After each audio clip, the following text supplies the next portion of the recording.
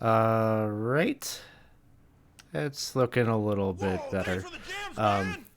thanks for the cheers. As we get started here with another one of our community campaign games. Normally at this time I'd be holding up that Expedition of the Barrier Peaks book, but that's not Whoa, thanks for the exactly jams, what we're man! doing. We're doing that story, but we're going to do something a little bit different. We've played this before, but we're going to be doing kind of a little hybrid session where we're going to be using some kids on brooms rules to carry us through this chapter of the community campaign game. But before we get started with everything, I'd like to encourage you to, if this is your first time stopping by, please give our channel a follow so you get notifications when we go live. And you'll probably be getting a lot of them come this week because we're going to be running a bunch of games for Extra Life starting Monday. And we're running games just about every day except Thanksgiving. So Monday through Sunday, we've got stuff happening. Definitely check out our Extra Life page if you'd like to donate. We've got all the DMs from our channel are running games all week and playing in support of children's hospitals of their choosing. Um, and so check out the page, and everyone's kind of offering little different incentives and things like that that will impact the gameplay. So go and check that out. If you're watching us here tonight, watching the gameplay happening, and you're thinking it might be kind of fun to get in one of these games yourself, there are a couple of ways that you could make that happen. One of the ways would be to support our Patreon. And by supporting our Patreon, you will get the first chance to sign up for community campaign games Whoa, each thanks for the month. jams, man! But then we also do have opportunities for our Twitch subscribers to come and join us. And so whenever we have openings in games, we'll reach out to our Twitch subscribers and pull them in off the bench to come and play in our weekly community campaign games. And the hype train, it looks like, has left the station. Thanks, everybody, for getting that going, unlocking some emotes and such. That's great. Um, yeah. Whoa, thanks for the jams, Um, man! I can't think of anything else we need to cover or say at this time. So I think we'll get right into the game here tonight. So previously in the Expedition to the Barrier Peaks campaign, the adventurers had all been Whoa, thanks for the exploring jams, man! a spacefaring cruise ship called the Ark, which um, sort of surfaced as sort of a quest by the Grand Duchy of Karameikos, and a number of adventurers started exploring it. But at some point during those explorations, it became clear that it wasn't a fortress, but a spacefaring ship, as it made liftoff and brought everyone on board up with it, and into the sky and beyond. So our adventurers have been living aboard this spacecraft, trying to make the most of it. The name of the game has mostly been survival, but then also trying to figure out a way to get back home. Um, and so the adventurers have been looking for an answer to that question of how to get back home, and have been investigating the ship over the past maybe week or so. Um, Whoa, and there are thanks a for the few jams, details man! that have come to light as a result of these investigations. And one is that this ship, while at one point it seemed like it was some kind of a cruise vessel, it would seem that its true intention, or the true reason that it existed or came to your world, was something more of a colonization kind of thing. Uh, this was kind of discovered by some documents and papers I think Rurik found, and some other pieces I think some of the other characters like Selvin had put together from logs and things like that you'd found. Um, you've also discovered that you're not alone on the ship, that there is a race of psionic creatures that have been kind of dubbed mind flayers that are sharing this ride with you. Um, everyone at some point received a telepathic message from the leader or whatever the leader of the mind flayers are, um, kind of suggesting a truce of sorts, um, something that the characters wisely maybe decided was disingenuous and decided to take matters into their own hands. And they discovered that their android companion Lucy potentially could be Whoa, thanks for the upgraded gems, man! to to possibly navigate the ship and provide an opportunity to get back home. And so the characters were in the midst of doing that, and their Whoa, thanks for the gems, journey had man! taken them down to the lowest level of the ship, where there was an entire kind of lab or different types of machinery and things like that that the characters were finding. But they did make themselves, they made their way into this one room that had all of these scrying portals, these windows, these monitors that had different images, and the characters saw each of themselves represented on one of these screens sleeping.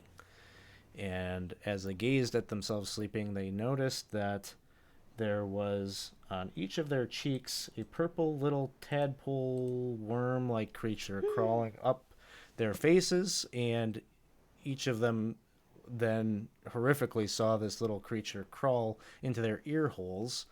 And it was in that moment, seeing that, that they all passed out.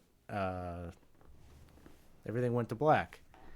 And this session is the waking up of that from that coma. So at this time, I think this is the right time to introduce the characters. Tell us, just tell us something about your character, who they are, um, personality, race, class, anything you want to tell us about who they are. Um, and I think let us start with Rurik. So, I'm Rurik. I'm a dwarf. I tend not to say much at all. I used to be, it's very hard to say this. I used to be a member of the Jewelers Guild, but I am no longer there. Um, and it's taken me a long time to sort of like come to grips with that. But at this point, I'm pretty much okay with it. Um, Personality wise, I would say door is the best description that I could have for my character. And probably fixated on cinnamon is the other. It doesn't appear to be here. I think I've got some people out in the audience. What I need from you all is to let me know if you can hear the player's audio, because I'm not convinced that you can. Um, I haven't just got a new computer, so my setup, I'm working through trying to get everything kind of set up here. So, okay, Grumpy DM says can hear us both, so I guess it's working. Excellent. Cool. Uh, Sorry, I don't know if I interrupted you, Rurik. Did I? No, but Okay. why should it be any different for you than it is for everybody else? So, yeah, no, that was it. I'm just wondering where's cinnamon. Sounds good. Next up, we have Scenario. Hi, I am Cinerio Vorpus. I am a bard of some repute, quite skillful in the arcane arts as well as music and performance, and just generally very, very charming gentleman, or at least I was. We'll see what I am now. Next up, we have Selvin. Hi, I'm Selvin, Dragonborn Paladin. Basic descriptor. He's very protective and also very worrisome. He tends to find himself just always just worrying about everything. Because who knows, everything could kill him at any point. That's it. Sounds good. Next up, we have Jarl. Hey, hi, how you doing? I'm Jarl. I'm a elvish monk. And at the moment I'm a bit bummed out. Major buzzkill, dude. That saw that thing go crawling in my eye. I'm a bit worried. What's gonna happen, dude? It's a valid concern, valid worry. Next up, we have Bob and or Victor. Yes, currently is Victor. Bob has been pissing him off lately. He's a Dragonborn paladin. He came from Luskan, a temple in Luskan, since he worships Bahamut. But for some reason, the people in the temple asked Victor to leave because they did not like how Victor took care of criminals in the city. I don't know why you can't hit them with the blunt side of a mace. I don't see a problem with that. Sounds good. So these are your characters, but as we're beginning the session, and the last thing you all remember is either you were there witnessing those screens and watching that happen, or maybe you were just doing something somewhere else on the ship and felt an intense pain somewhere in your cranium there, and passed out from the excruciating toll that it took on you. And as you're waking up and your vision is becoming clear, a very different kind of atmosphere that you find yourselves in. It almost appears to be a lecture hall, as you are sitting on stone benches in front of or behind wooden tables, all set on kind of tiered elevation, centrally kind of fixated on a podium, kind of down in front of the rows upon rows of these tables. And you're looking around. I'm going to guess that many of you are maybe manifesting yourselves in this vision as yourselves, but maybe not.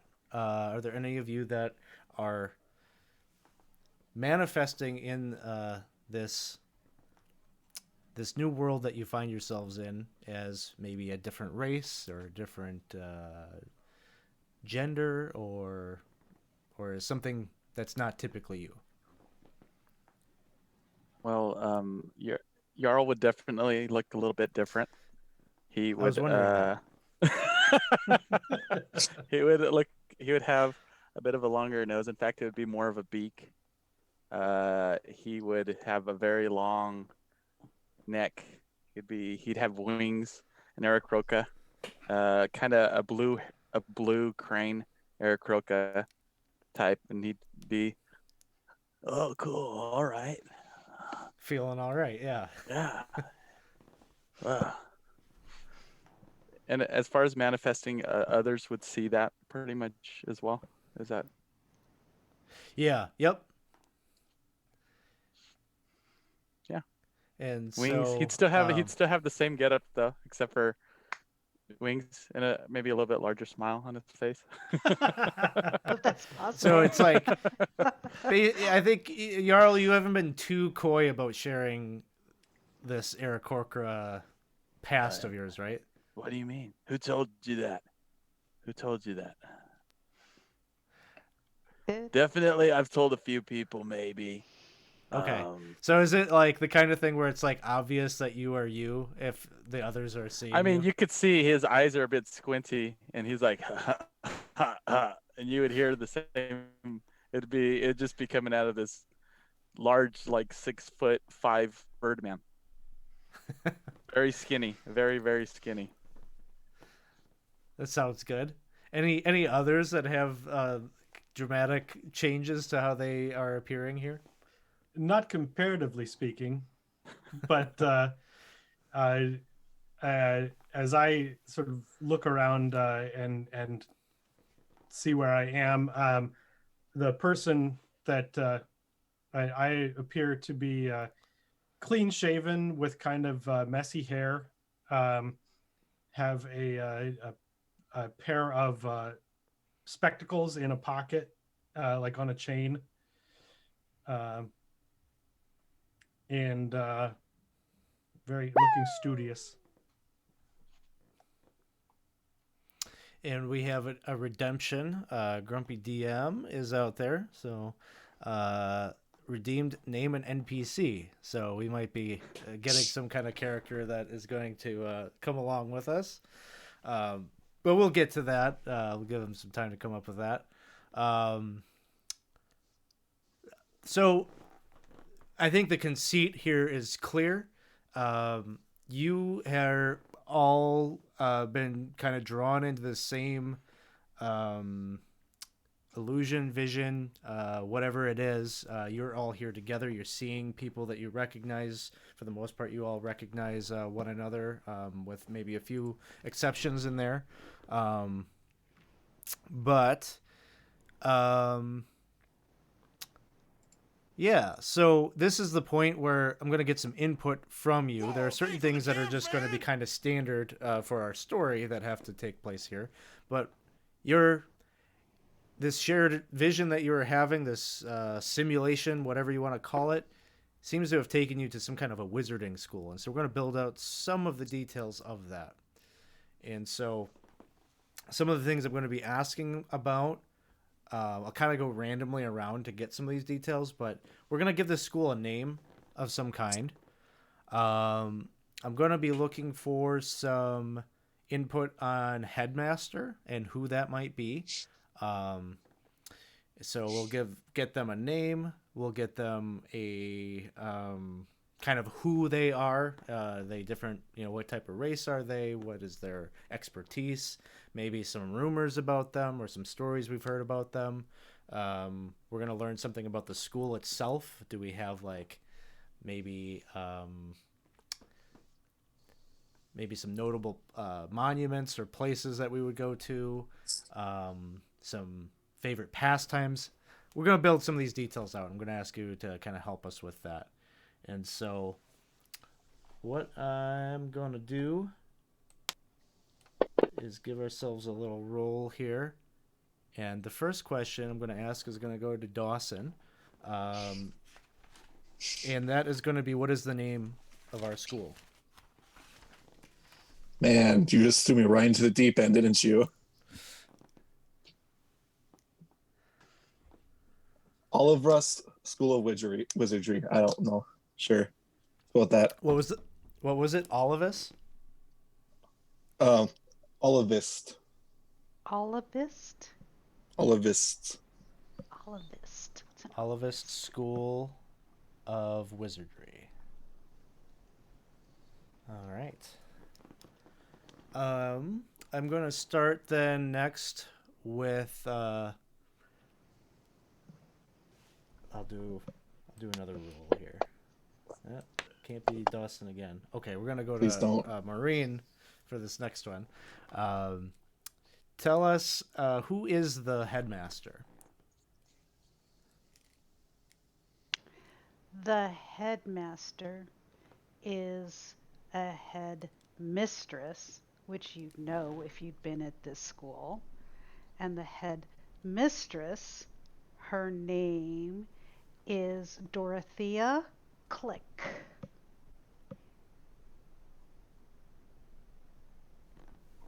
Okay.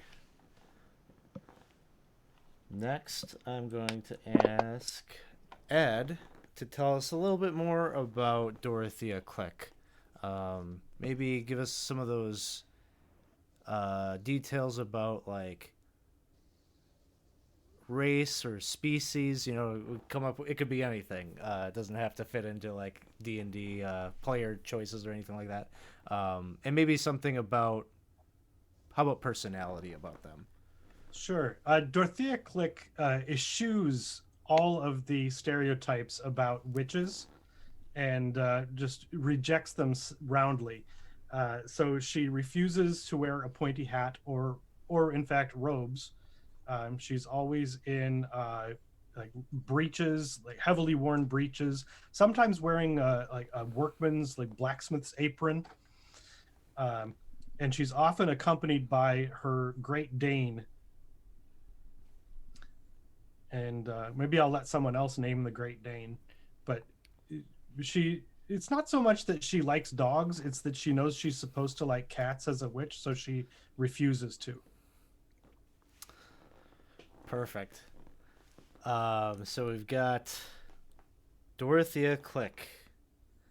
Kind of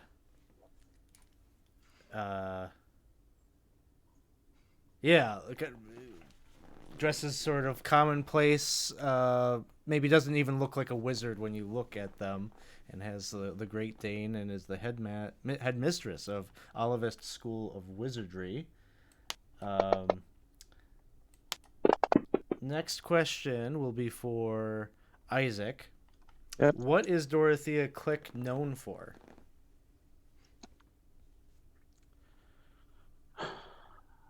There is definitely a rumor about her that this Great Dane was once the previous head master.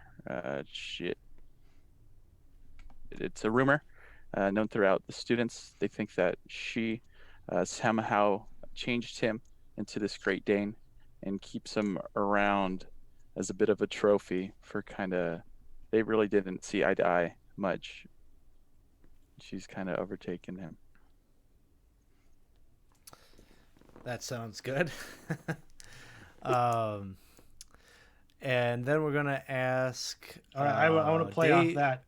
I Oh, want okay. to play off that because I have a name for the previous headmaster, Okay. and that so the Great Dane might have a similar name. The previous headmaster was Slumpinimus Grump. Mm-hmm. Slumpinimus Grump. Right. Grump. I think Yeah, yeah. maybe the name now she might call him that maybe Dean of Lean, the Lean Dean. That was the previous headmaster's moniker. That's what the dog is called. That's what the dog is called. Oh, the dog is called the Yeah. Dean. Okay, Dean of Lean. Dean.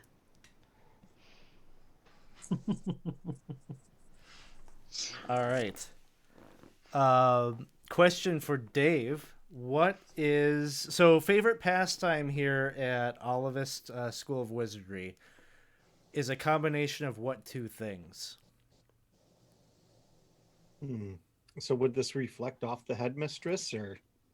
It could be anything. Oh, okay. Well, I think Dorothy would want blacksmithing to be part of it since she does have a blacksmithing apron on, and then I would have to say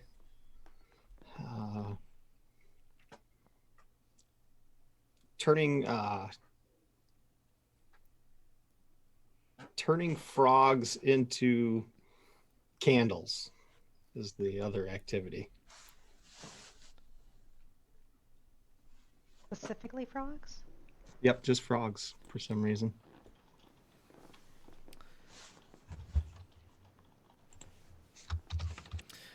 I think we'll find out what that looks like. Blacksmithing and turning frogs into candles. One thing that seems sort of innocuous and mundane, and another that's real bizarre. I like it. So another question, and we'll throw this randomly to. This is going back to Isaac. Tell us about a notable landmark somewhere at the school here. In the school or around the area? Could be either. There is a cliff known. It's actually like a half dome cliff. It's very visible throughout the campus, and this is where as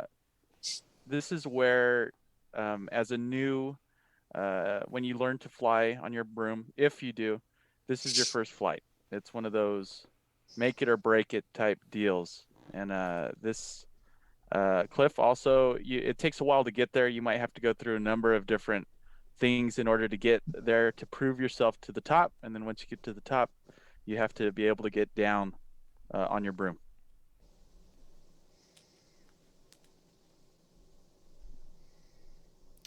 All right.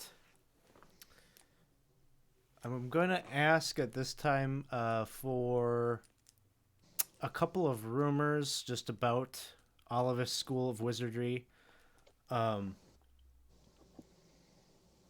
It could be a rumor about the school itself. Maybe it's a story of hearsay from past classes, but something about the school. I'm going to have each of you give me one of these, and so we will start with Maureen.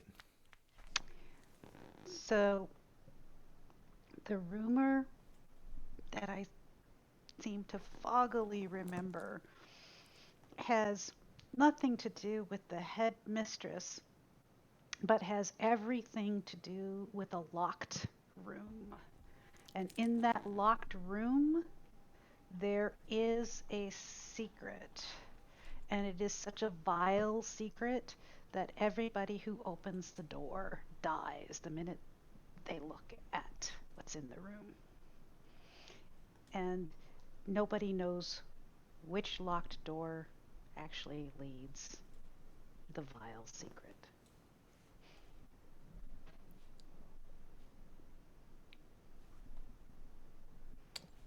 All right. I like that. Next up, Ed. Rumor or story? So, in connection with the locked room, there's another rumor that sort of goes hand in hand with it. And that is that somewhere on the campus, there is a key on a platinum chain that if you can unlock the door with that key, not only will you not die, but your fondest wish will be behind that door.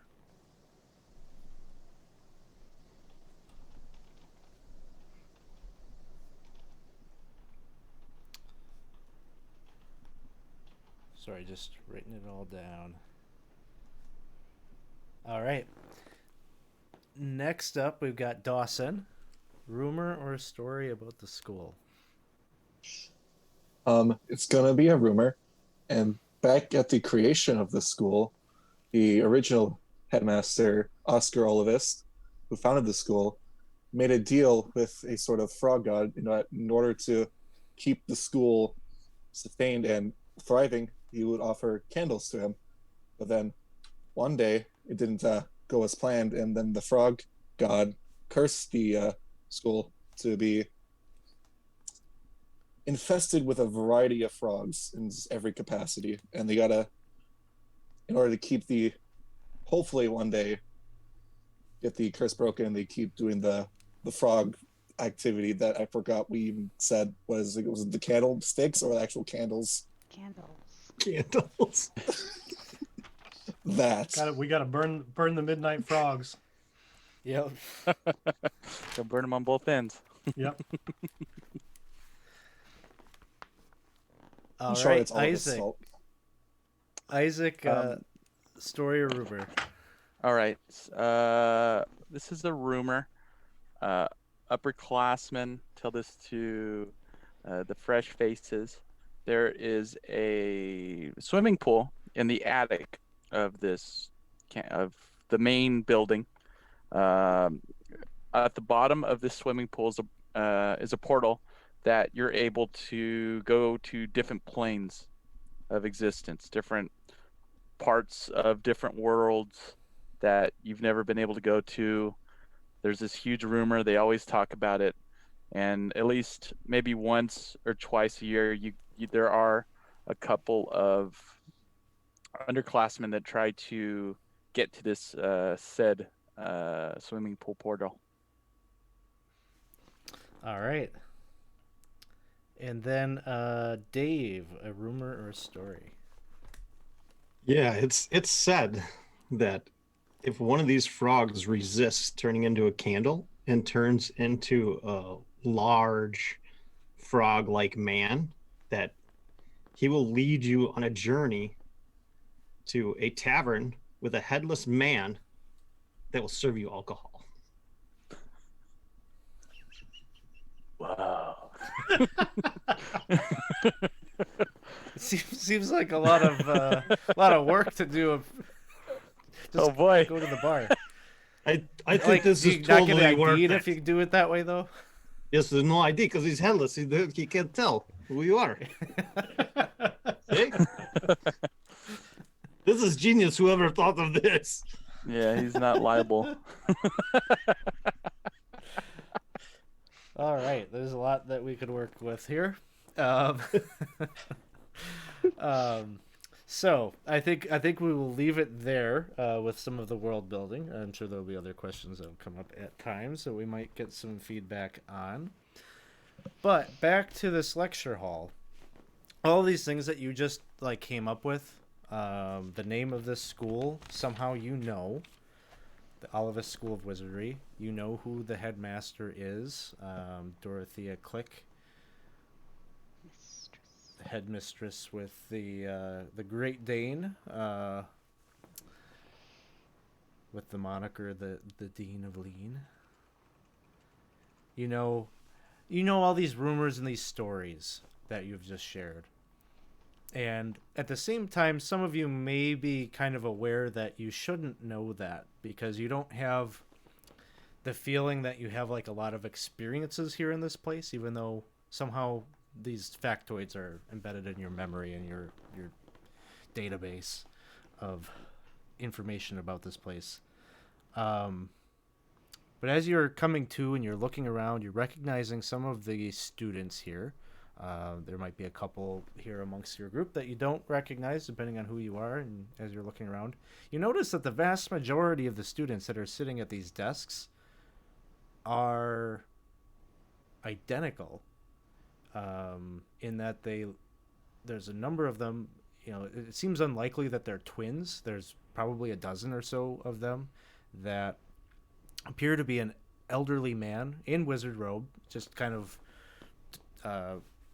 black hooded robes, tie, kind of the standard like Harry Potter kind of dress and gown, gray beard, kind of messy hair, each of them looking to be probably in their 70s or 80s, that kind of old wizened wizard look. And they've all got quills in their hands and they are just writing on parchment almost like in unison. Up at the front of the lecture hall, there are a couple of tables that are laid out. And each of them has a creature that is laying prone. One that might be kind of familiar to one or two of you. One of you in particular probably remembers this creature. I remember this creature. But there is one that is blue, one that is red, and one that is green. They're all laid out, and their front of their bodies cut open and almost like dissected, like the skin has been peeled back, almost like a biology class of some kind. Like this is the subject that is being studied. And there is sort of a witchy woman in robes that are sort of very ill-kempt, almost like moth-eaten. She's sort of got the stereotypical kind of witch, kind of crooked nose, boils on her face, and she's just kind of pacing about. And almost you get the feeling of like a lecture or something, or a test is in progress because of all these elderly folk that are writing and scribbling.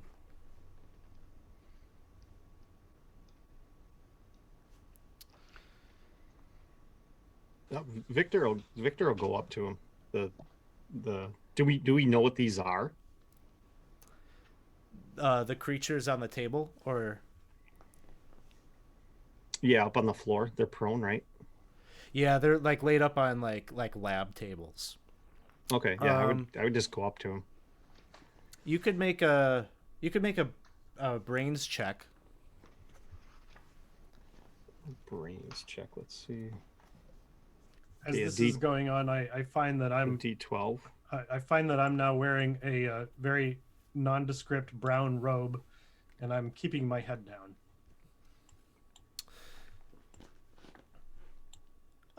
So Bob, you got a 9.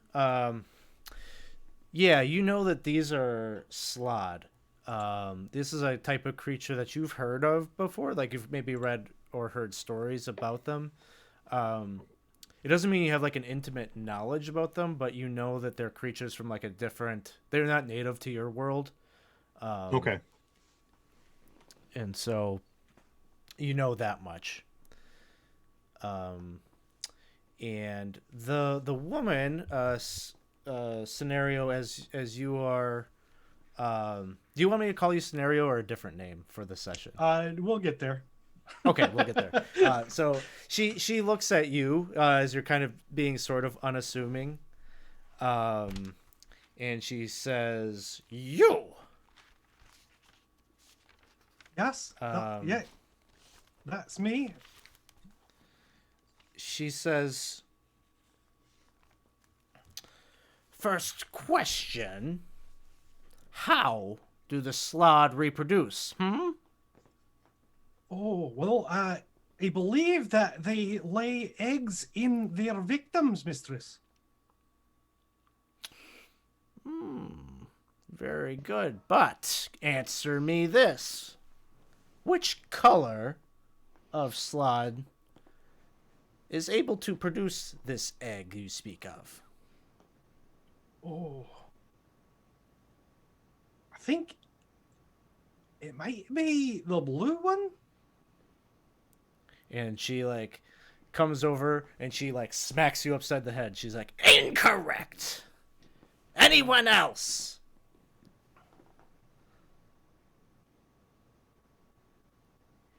Yes, Rurik.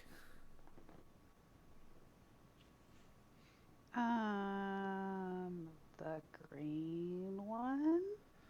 And she's you just see frustration build over her face as she goes and smacks you as well. And you see like all of the old men have their like hands raised, like You're all too. He's looking. Whoa! Oh yeah.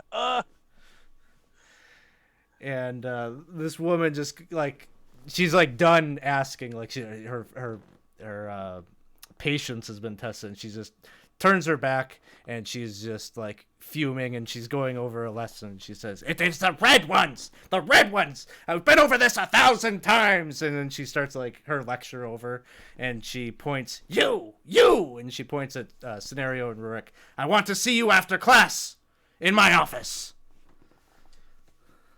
Yes, mistress.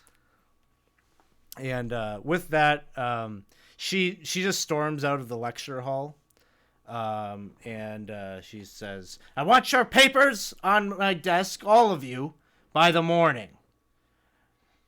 Class dismissed." And she storms out the door, and you can see like all of the old men are just watching her leave. And as she does, the quills back to parchment. They're just furiously scribbling. I lean over. Scenario? I'm sorry, what? Are you talking to me? Why are you speaking in that strange voice? I don't know what you mean. That's my voice. That's how I talk. I don't remember your voice sounding like that. Well, it's We gotta do the paper. Are you new here? I must be. I don't really think I know very much about this place. Well, I'm probably not the best one to guide you, but well, if you have questions, my name's Sienach. Sinach. Sienach. You can call me Sio. Seal. Oh, Sionach. Okay, I got it. Seal. Still sounds like the wrong voice. Okay. Yeah, I must be new here, and I feel really strange, like all bouncy for some reason. Well, I suppose we'd best go see the mistress before we get into more trouble. I'm not thinking that's a great idea, but okay. Are we gonna leave everybody else behind? Well, they don't have detention. I just don't like being separated. I don't understand why. Okay, I'll go. Just aside here, Maureen, do you have a way of like maybe bumping up your volume just a little bit? You're just a little bit quieter than everyone else for me. I don't know if it's just me or not. Can you hear me better now? No. Hang on. Um, let's see. Sullivan, what are you up to? He's just probably just right now just rubbing his head like, what in the world? I haven't been to school in so many years, and it was only for like 2 years, and it was at the church. It's like, I don't remember coming here.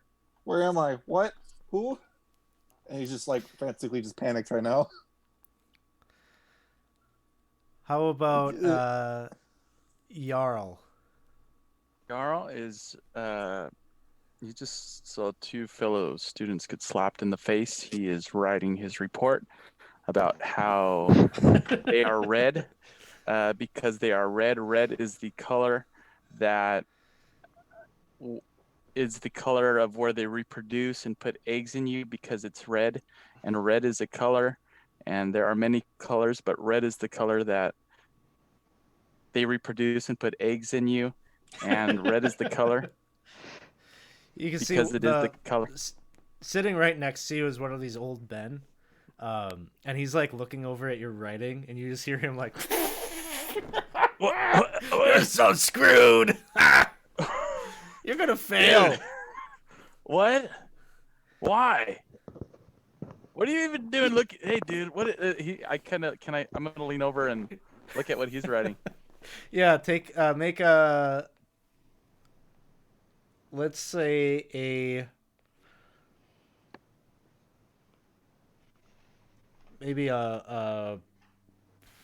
let's say a grit check. Grit check. You got it.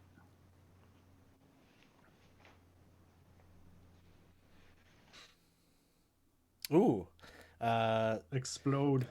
it would explode, but you sorry, I didn't say what the DC was. I was looking for an 8. Okay. When you have once you've beaten the DC, you don't need to continue rolling.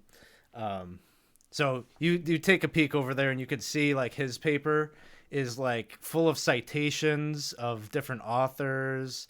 It goes into boy. like a lot of detail about like biology of the like it goes into like this really deep like understanding of the creature. Why are you explaining where you got your information from, dude? That's She not likes what's being that. asked. You get bonus points if you can prove where you learned the thing. Well, I just learned it right now. What? Don't put my name down. What is your name, dude? My name's Zeligar. Zeligar. Well, you're not very nice, Zeligar. Maybe you should watch who you speak to that way. It gets people. You could get people upset, dude. I have feelings. You ever think of that, And Zeligar? he's looking around because there's a bunch of the others are standing up at this point, and they're saying, "No, I'm Zeligar." And then another one says, "I dispute that fact, sir. I am Zeligar." You could all be. It's fine. I know multiple people. I know 5 mics. It's not a big deal. You could all be Zeligar. It's no biggie, dudes. Calm down. Calm down. So Jarl, there's very clearly like a wizard's battle that is about to break out, and could be bad for all of you in the middle of that. Why don't you give me, as you're trying to calm them down, give me a charm check. Okay. Let me see what I have for that. Well,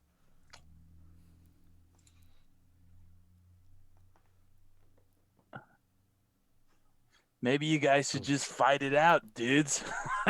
And that is exactly what they do. Is they're all pulling out wands and like spells, arcs of flame, lightning. One of them is like levitating one of the tables and like throwing it at another. Everybody give me as this is happening, I'll ask you what your response will be to the fact that you're all caught in the crossfire here. Victor, what are you doing to try to avoid this conflict. Yeah, Victor is happy. He's by this blue slot for some reason. He wants to, he's wondering where his warhammer is. He looks and feels younger. He's not big and fat anymore, but he's still got the same appetite. He doesn't have that large scar on his face anymore. And then these wizards start pissing him off, and he's getting angry. Hey, what are you doing over there? You be quiet. That is my friend Jarl. You put them wands away right now, or I'm going to get pissed off. So you're trying to convince them to cease put the the wands fight? away. Okay. Yeah. What was the teacher's name again?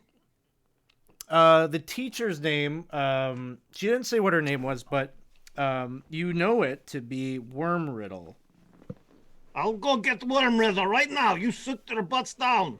You put your wands away. And that's my friend. I don't know how he's my friend, but it is. I'll be your Jarl. friend, buddy. What's your name, It must dude? be Jarl. Who- I'm what? Victor. You know who I am. How did we get here, Jarl? Shh. Shh. How did What are we you get here? talking? Who are you? What's going on? You're not. Are you sure? You look different than them, dude. Yeah. You look different. So Victor, give me a charm check. Uh-oh. No, it's not that bad. And DC here is going to be a 10 just because the battle has started. Okay. Yeah, that's a fail. So, have we had a failed... Jarl, you failed one earlier. Just remember you get a adversity token for that. Okay, sounds good. And Bob, Victor, are you going to be spending any adversity tokens on this check? And we start the game with 3?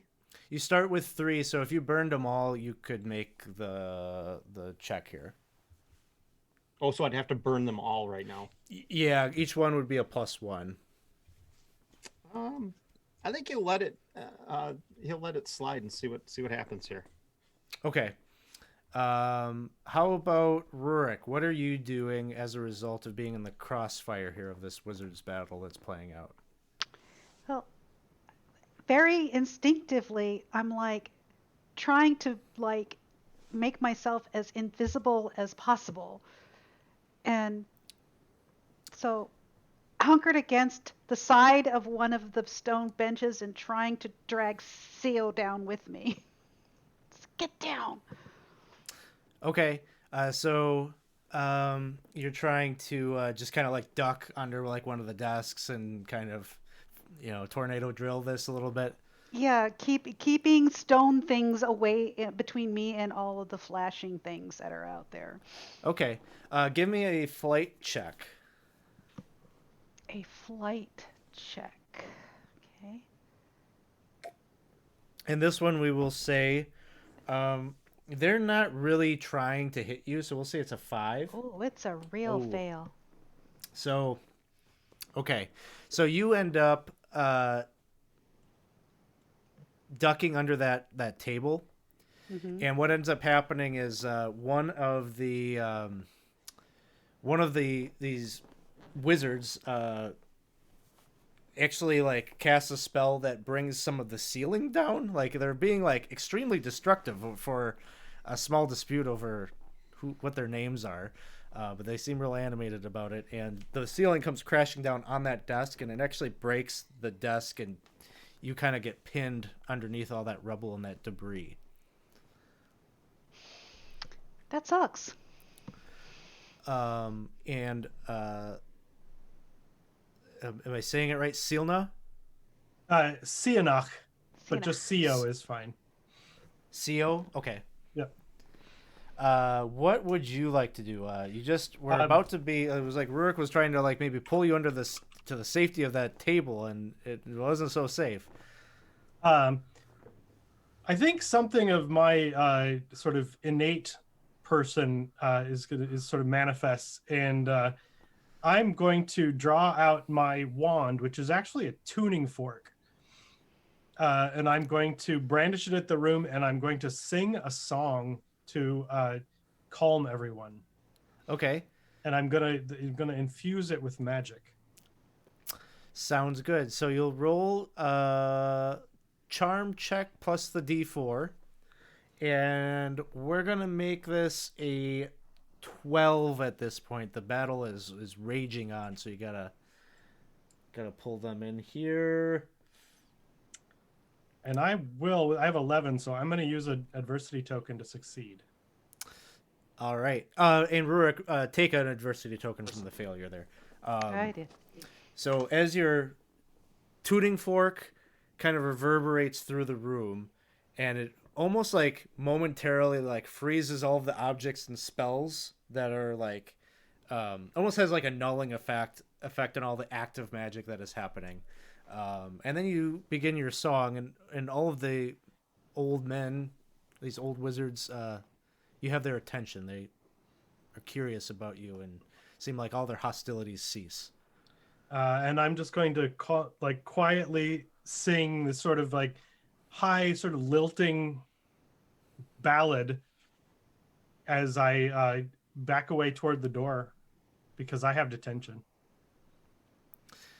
And you can see some of them are almost like repulsed by the song. But you've managed to like bring them together on how much they hate the song, and so they become kind of like friends again. And they're like, "That song sucks, don't you think?" "Yeah, I do." And they're like all kind of like friends going out to the playground together as they like arms over necks, and they're complaining, and they make their way out the door. As you head over there and you are gonna go try to find Worm Riddle's office, you open up the door and you can see out in the hallway is this woman who almost looks like she's dressed to maybe head off to work, and you know that is the dean there, who is staring into the classroom with a very like kind of disapproving sort of look, and she's got her great Dane, the Dean of Lean, Dean. with her. Yeah. And she's just kind of staring at you, arms kind of folded. She doesn't say anything, but she's just kind of watching you as you exit the classroom. And running with me is my arcane familiar, which is a small gray fox. And as you're heading out there, Rurik, you're still stuck under that rubble and such. Selvin, what are you up to? After his mild panic attack, he sees Rurik just trapped in there. So I was like, oh, he's gonna go over and start trying to clear up some of the rubble that's on him. I was like, you look hurt. I should take you to the nurse's office. Right, Rurik? You look very hurt, right? Right? Yeah. I think we should go to the nurse's office. Don't you think? I He says yeah. with a very worried grin on his face. I think we should. Selvin? So you're trying to bird clear person. some of. Oh, sorry. Go ahead. Bird person. Does you want to help me take him to the Sure, nurse's office? Selvin, whatever you need, dude. Oh, I thought Selvin. Yeah, I know. Hey, that's a familiar face. You see, someone's not really clad in his plate mail anymore. He's more in just like more casual robes, more like vestment type stuff. And like in the back of his cloak is a hood. It's like a little pug that just chills. It's like, yeah, let's help me get Rick to the nurse's office, right? Let's go, Jarl, right? Rurik sounds familiar. Is that? Oh, and he'd go and he'd try his best to kind of help. He's gonna look around. What did you, Vic? I keep on wanting to call you Bob. Victor. Yes. Yes. You it's mind Victor. giving us a hand, dude? Yes, I suppose. Yes, the old men are pissing me off. So it sounds like you got three of you trying to unstuck Rurik here. Doesn't really matter. One of you do a brawn check.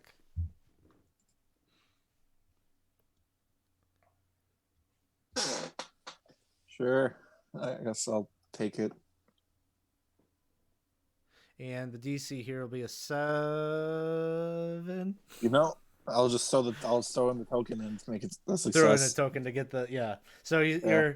you're managing to lift up some of this rubble and debris and clear it out. And Rurik, you become unstuck and are able to crawl up and out. And I'm back in the same position again. Selvin, why do I feel like I'm back in the same position again? Halfway dead and Selvin's here. But thank you. Thank you very much. Anytime. Are you hurt? You all right? You feel good? I I don't know. Am I hurt? I don't feel that hurt. How hurt am I? It's not like you haven't broken any bones or anything, but you're gonna probably be sore for a few days, Yeah. bruised and such. So you got some minor discomfort, but I don't know. I feel like I just had a table with the half a roof fall on top of me. But other than that, I'm just fine. You don't look too bad, dude. No, thank you. and as you're all kind of collecting yourselves, scenario, you watch as Dorothea Click enters into the classroom and surveys the damage and pulls out her wand and with just a quick flick of her wrist, you watch as all the debris and everything kind of reestablishes itself back into the ceiling and mends itself. All the tables she's even being so meticulous to kind of straighten out all the chairs and such, so that everything is picture perfect inside that classroom. And then she just looks at Rurik, Selvin, Jarl, and Victor, and she says, "Don't you have classes to be making yourself to?" Yes. Sorry. Well, get on with it then. You need to take your studies very seriously if you are to make it here at Olivis School of Wizardry. Well, just to be clear, are you telling me I need to go to class? Well, as I understand it, you are needed over in Professor Wormriddle's office right now. Didn't do so hot with the test here today. Yeah, no, I didn't do really well with that at all, but I was just hoping maybe you really were going to send me to class instead of to detention. I see. So I'm going to need to keep an eye on you, Rurik. Trying to play mommy against daddy. Jarl starts laughing. What is so funny, Jarl? Nothing. Sorry, but And Well, she I guess I says, better go to "On with it detention. then." And then she moves on and heads out. That Great Dane following close behind. So, does anybody know what class we are supposed to go to? I'm supposed to go to detention, and I don't even know where that is. And I'm going to reach into my pocket at this particular point in time. It's not a familiar. I'm going to bring out a box of candy. The candy says hot tamales. And I'm just going to go ahead and pass the hot tamales out to everybody. Here, I thought you might like some of these. They're my favorite flavor. Thank you. I'm very hungry for some reason. I don't know why. Yeah. They're just so hot and spicy. They taste just like cinnamon. are they spicy? Yeah. The Let me go. spice. He goes and grabs and has a few and starts chewing on it, but quickly you seem.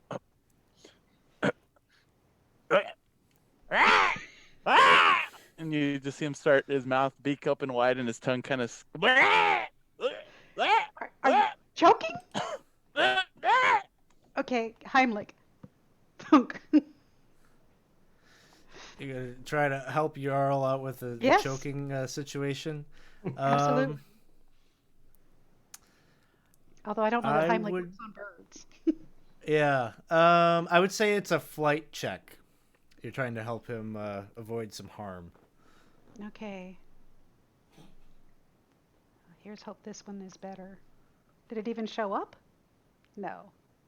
My dice are not rolling really well in here. Better?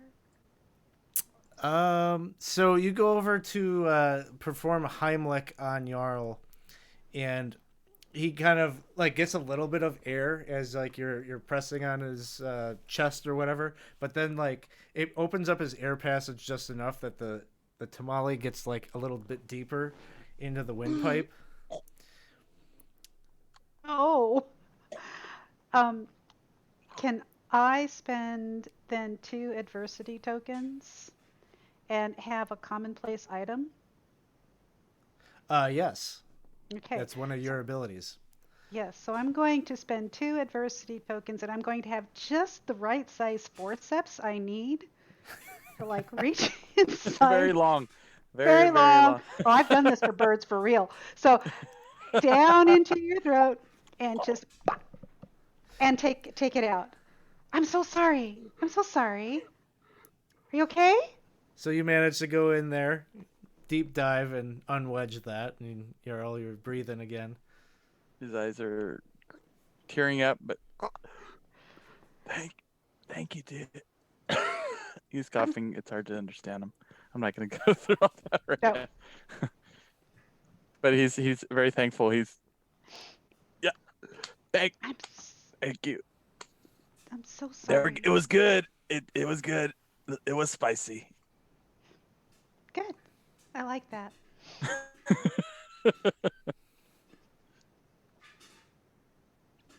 I guess I better go to detention wherever that is. I don't even see the scenario sale anywhere. So I'm just gonna go run that way. Do you guys want to come? Oh no, if you don't know where your classes are, maybe that teacher will know where your classes are. The mean one? Yeah, she'll probably give us detention too. Yeah. Do you want to have detention together? Um, maybe you could ask her if she knows where we're supposed to go. Yeah, I don't want to ask her, but maybe You're, you. You're already you're, in trouble, dude.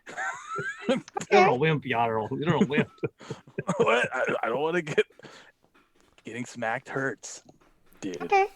I'll be happy. I'll ask her. I'll see what she says.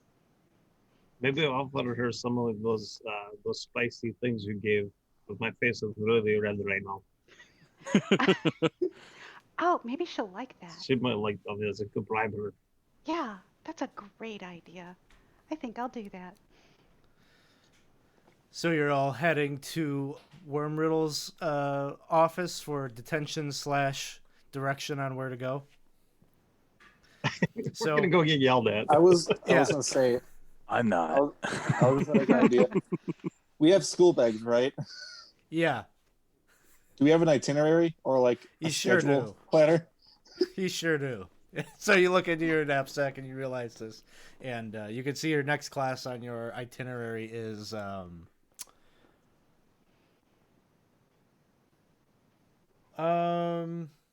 we'll say it's potion making,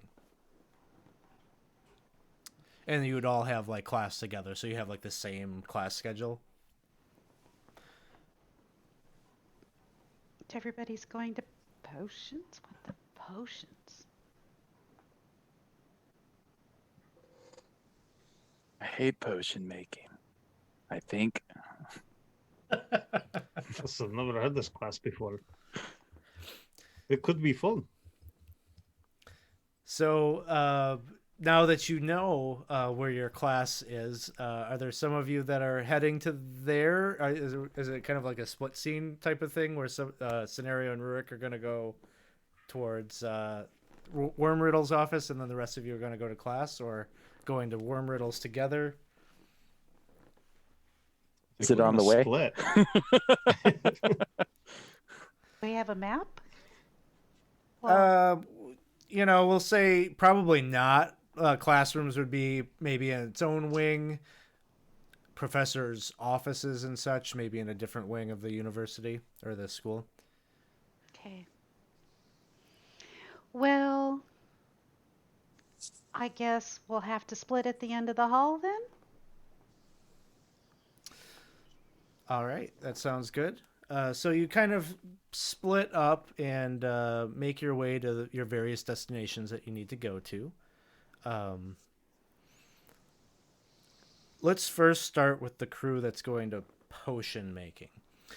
So you kind of have dallied a little bit in talking and trying to figure out where to go. And so Selvin, Jarl, and Victor, you end up like heading into this classroom that has different like cauldron stations where big black cauldrons with little desks nearby that have different glassware and mixing vials and things like that. But all of these other identical old wizards are already there. You can see your professor appears to be a tiefling in black robes, kind of reddish skin. And as the three of you are coming in, she looks and kind of late. What manner of excuse do you have for me this time? Those morons in front of you collapsed the roof, and the headmistress had to come, and they got in a fight, and we had to take care of it, and we're just late. I'm sorry. You can you can see she's not pleased with this, and she says you're going to have to spend some extra time after class cleaning the cauldrons, cleaning the glassware and such. This is no excuse. Trying to pin your problems on the best students in the class. Is one nearby me at all, Alex, by chance? One of the cauldrons One of the mics. One of the Zeligars. Oh, okay. Yeah. There's Victor's one. just Yeah, gonna he's call right him there. the mics. His mics. He's kind of giving you a little, na na na na na na kind of thing. I'm gonna like Victor's gonna put like his finger in the back of his throat and like just give him a wet willy. This freaking mics. This is what you get, mics. Give me a fight check. Another wizard fight. Okay, yeah, you go over there and you do that to him, and he's like, ah! And all the other Zeligars are like, oh no, don't mess with Victor, pass it on. And they're all this. You've got your bully cred firmly established. That all of the Zeligars are kind of scared of you now. But at that, the tiefling professor goes over and like kind of grabs you by the back of your robe and yanks you backwards, and she says, "There'll be no more of that." And she, with a flick of her wand, casts a spell on you, and you turn into a frog. No. No. And then she looks at you, Jarl, and she says, "There's your homework assignment. Mix up a potion that will bring him undo this." Me? It's on page Are you 67 of your handbook. handbook? You sure you want me teach to do this? What You if should be asking him that. you sure you want me to do that?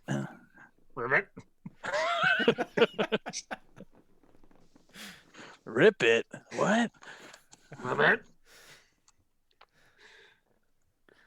Okay. So I mean, there's like one workstation that's like clearly not attended to, so it's like the one that you presume you're gonna go and If work you at listen together. carefully, you can hear the Victor frog say, "Fucking rip it!" exactly. Well, I guess I would be like, well, come on then, Victor.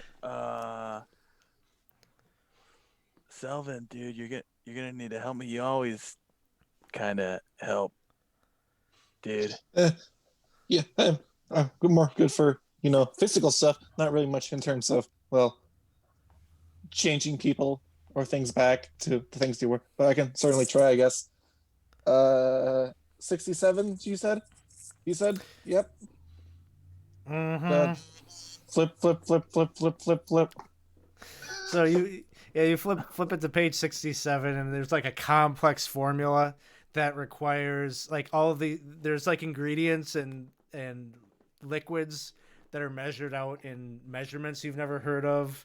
It's just, you're able to like kind of like make half sense of it. Um, but I think I don't know. I'll kind of like leave it to you, maybe to describe what is like maybe the first step here in making a potion that could help out Victor.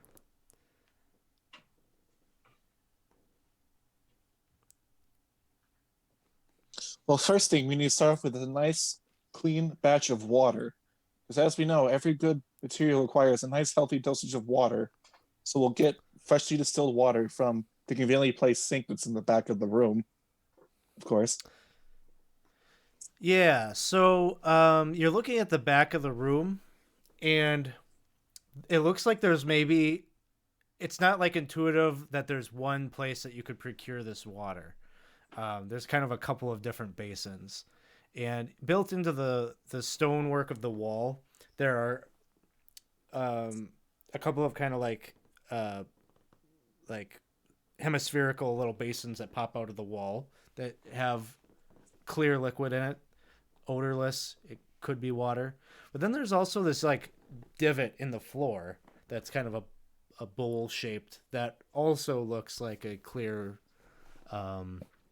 liquid, odorless, that both look identical. I would like to attempt to cast a spell to help me identify such liquids that may be present. Let's say, want to call it a brains check with the D4 added in there. Sure. Well, yeah, Let's do it Brains that with way. a D4. So, boop. Natural one. I will spend my 2 adversity tokens because Selvin is notoriously lucky in things he does, and I'll re-roll it. Okay. The DC will be a 7. And there Okay. you go. So you're able to quickly identify that the the basin in the floor is you're trying to identify exactly what it is, but it seems to be a mix of all sorts of things. And the basin coming out of the wall seems to be water. At some point later in the your time in the potions class, you'll see that some of the Zelagars seem to get frustrated, and then they dump things out into that basin in the floor. So it seems like it must be some kind of depository for like mistakes and oopsies. And so you correctly find the water and bring it back over to your cauldron. Jarl, what is something that you're another step to this process of creating this potion to bring poor Victor back that you might be contributing to? The second step requires this water on the inside to be raised to boiling temperature, but on the outside, the water on the outside has to be pretty much frozen solid. So there has to be a ball of hot water in the center and cold water on the outside. Okay. I don't know. What do you think? What kind of check would that be to accomplish that?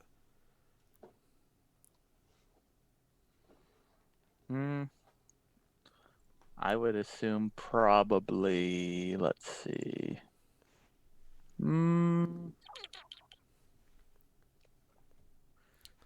It would either be a bit of, I don't know, dexterity kind of based in a way. Trying to either that or just Magical grit. magical Yeah, grit. I was sort of You're- thinking Yeah. possibly grit. You have to. Yeah. Your willpower has to keep them separate. Mm-hmm. Well, do you want me to try to? I'm going to go ahead and use my wand. Actually, no, it's not a wand. It's a wooden It's a wooden. It looks like a frog, small little wooden tree frog. And I kind of look at it and I go, "Okay, Pico, let's do this." And he's gonna go and kind of rub the wooden tree frog. Okay. So this will be a grit check, and then you'll throw the D4 in there for the magic component to it. We'll say Okay. this is a 9. This will be a little bit more challenging. You got it. A 9.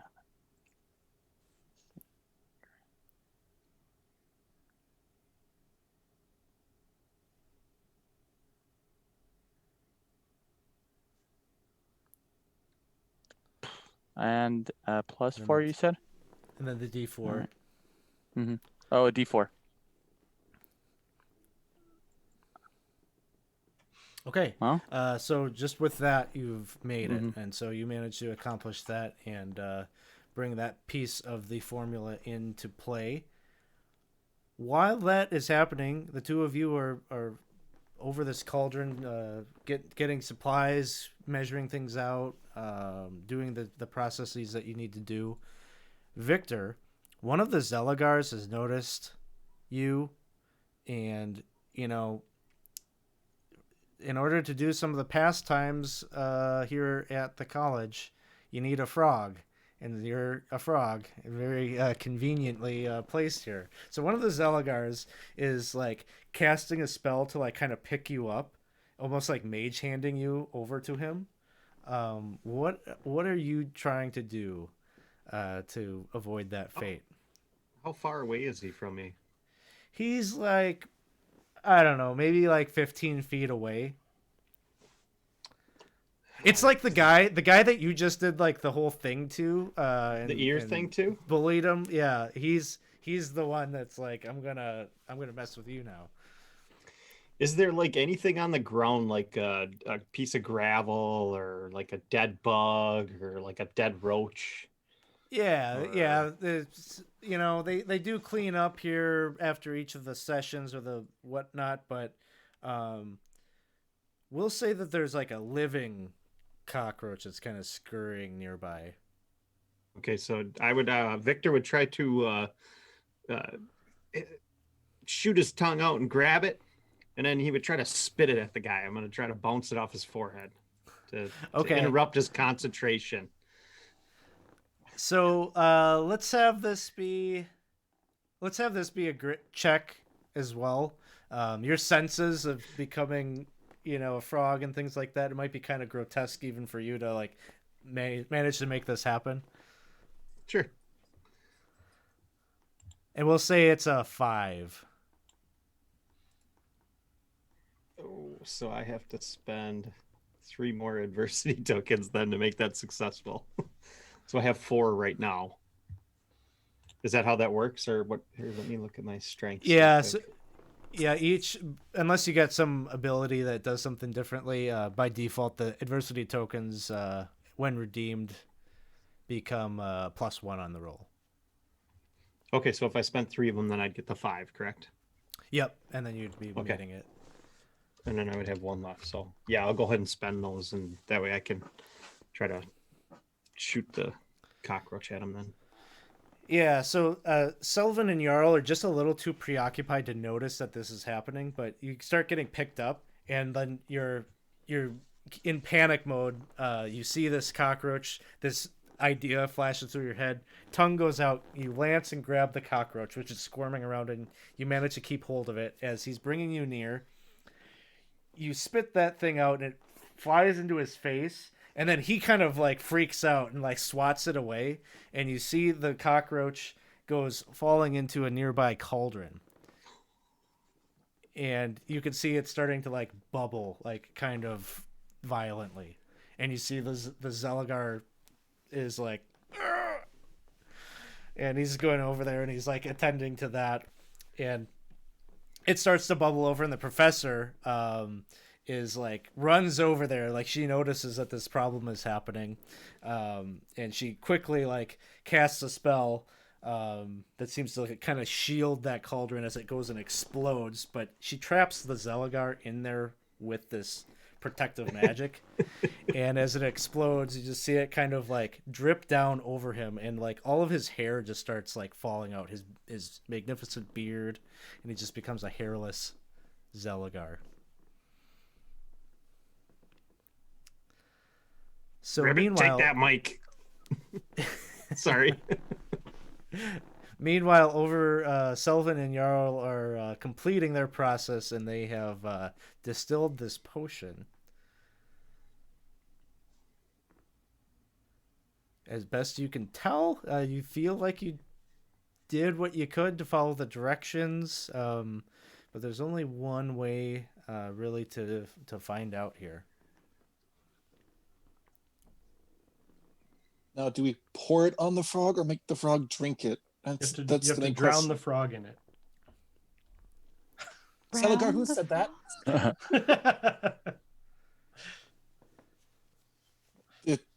Frogs they can breathe into their skin. You can do it.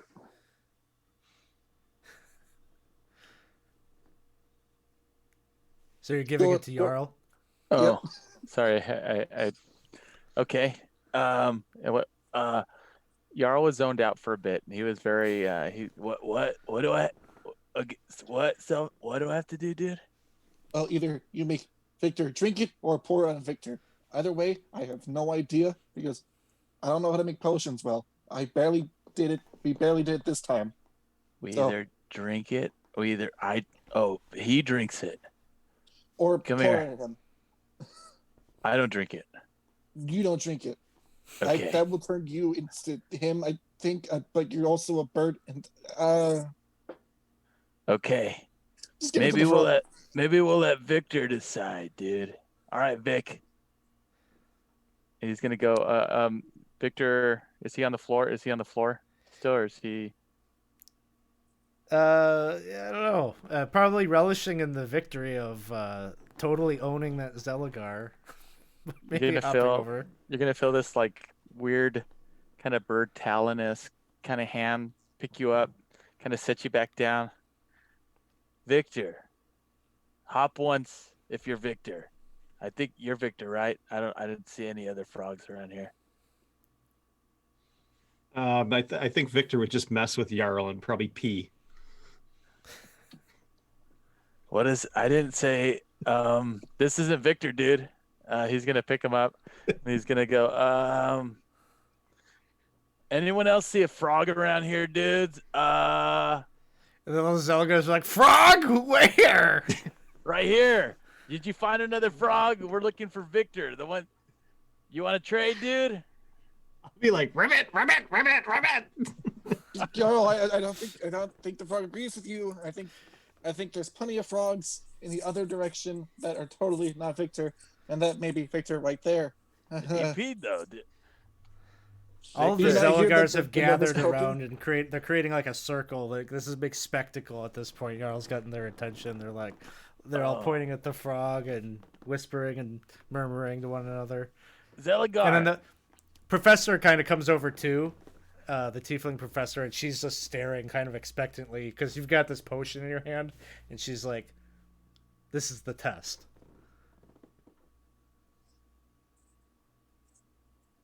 Victor, hop once if you studied, I hope. Hop once if you drank it. If you're supposed to drink it, hop twice if I pour it on you. Victor will hop once. Drink So it. Okay. let's say there's like a true answer to this question. Okay. And somehow Victor, for whatever reason, like you may know the answer depending on your check here. I don't know. It could Okay. be, I think, either I think maybe it's a flight check Okay. or a brains. I could see either. Okay. Can we do brains? Brains, sure. And the DC is going to be 10. Ooh. So you hop once. And you take an adversity token. Well, Okay. You seem pretty confident, dude. All right, here we go. That was a good hop. He's gonna say, "Open your mouth." So right. as you take in the potion, it seems that they did a good job mixing up a potion. It just wasn't the right one. Um, Maybe there was 2 potion recipes on that page or something got mixed up because you just turn into a giant frog. Like you grow to an immense size. And you're like a 5 foot tall frog now. All right. Do I know where? Does Victor know where the headless bar is? You don't know, but Okay. other people don't know that you don't know. And the Zeligars are like looking at you like just like a couple of them are like, "Take me with you. I want to get sloshed tonight."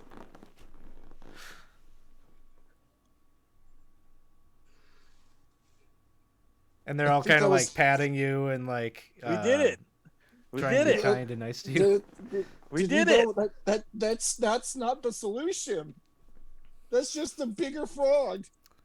Did we bring the temperature right? Was it the proper? Did you put it at 23 degrees Celsius, which is pretty warm because it's supposed to be negative 20 degrees Fahrenheit. It's not supposed to be Celsius. Did we do it right? Oh no. I'm gonna go back through the book. The I just professor hoped it was just hot looks and cold. around and is like, "Well, good lesson, good class, everyone. You 3 stay after. You have a lot of cauldrons to scrub." And she just shakes her head, disappointed in you, and No. hands you some tools to start cleaning all the glassware and take care of that piece of things. So we'll move on now to see what's going on with Scenario and Rurik over how detention is going for them. So the 2 of you make your way to Worm Riddle's office, and as you enter, her sanctum is just kind of like a professor's office that is like really disorganized. She's just got kind of stacks of papers all over the place, and it seems like she's got humanoid skulls that she uses as kind of bookends at various places, bookshelves and shelves upon shelves of curiosities and such.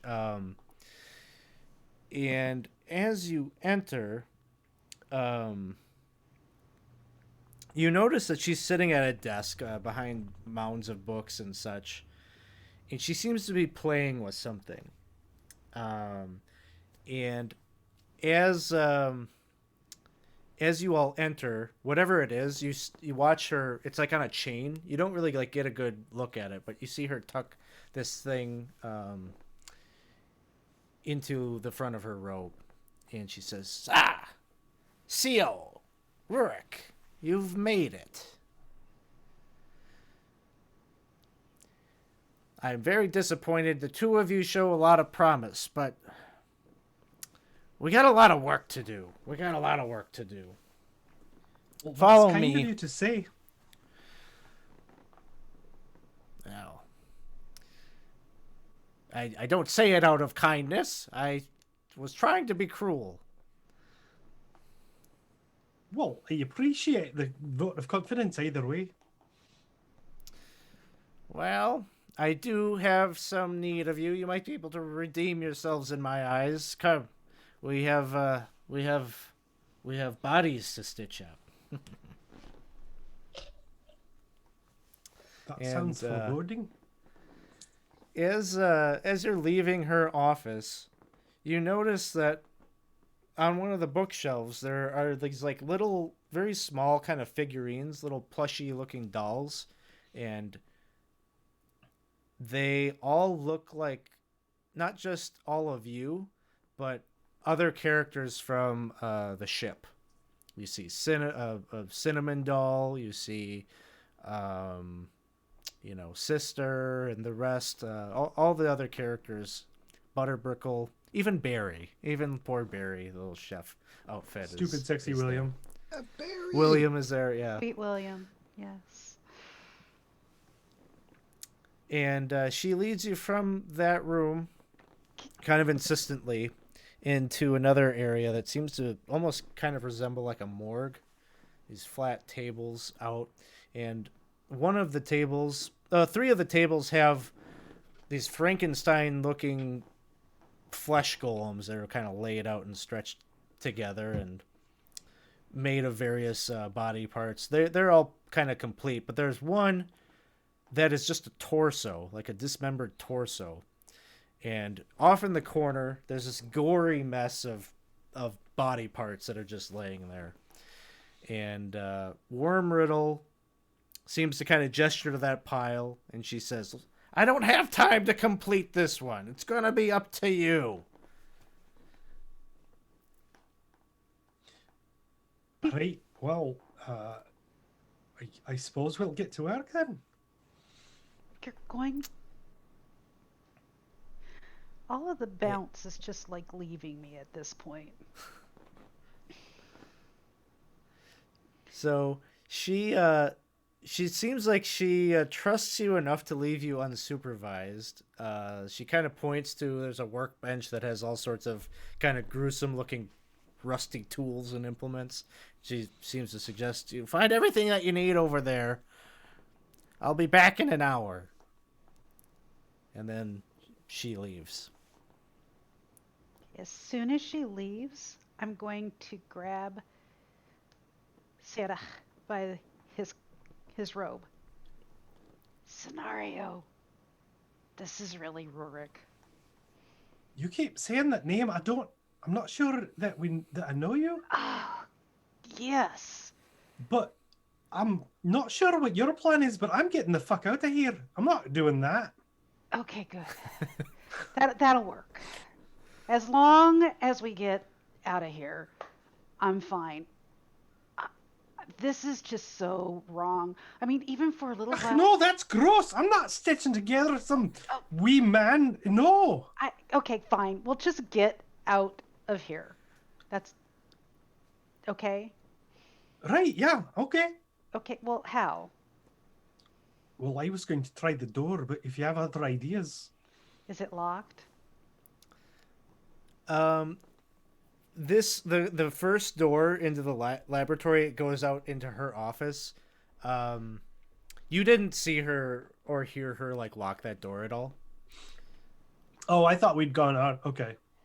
So the door. Yeah, so it's that kind of we like a go out of- 2-room like little suite where there's her office, and then off of her office is this lab. And so you have to go into her office to escape and get out. Is there any kind of window or any other way out? I don't know. Let me look. It seems to be enclosed entirely. No windows or anything like that. It's a very dingy, dark room, just lit by maybe a couple of candles over on the workbench. Right, well, that's all right. We're wizards, right? We'll just ensorcel her, and then she won't see us go. Okay, you try the ensorceling. I have never done magic, and so that was Of course you have. You wouldn't be at this school if you hadn't. Yeah, no, I have never done magic. I am Well, positive. that would about explain why that. you're not very good at your classes. No, I really am very bad at magic classes. Let's just see if I can be good at what I am good at, which is sneaking around. Oh, well, I can do that too. So maybe we'll just try to sneak. That's probably a good idea. As she's a pretty powerful witch, I'm sure she'd notice if someone was trying to ensorcel her. She probably would. So we'll try to sneak by the hag.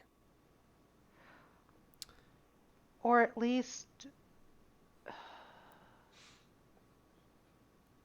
well, yeah, let's see. First of all, let's see if we can sneak close enough to see if the hag is still even in the room. Okay. Well, why don't And I'm just throwing out ideas here, but why don't you do that part instead of both of us getting nipped? That sounds right by me. I'm willing to try. So you want to kind of take a peek beyond the door and see what's going on in her office. Yes. And meanwhile, Okay. I'm going to grab like the big parts of the body and sort of put them roughly where they would go. So Like it'll you're look like planning we at it least out. did something. Yeah. Yeah. Okay, that sounds good. You do that, and they're all like, yeah, like the. It doesn't seem like you've got a whole person even here in this mess. Um, like there's ogre arms, and then like once in a while like a horse hoof. Like it's like really random.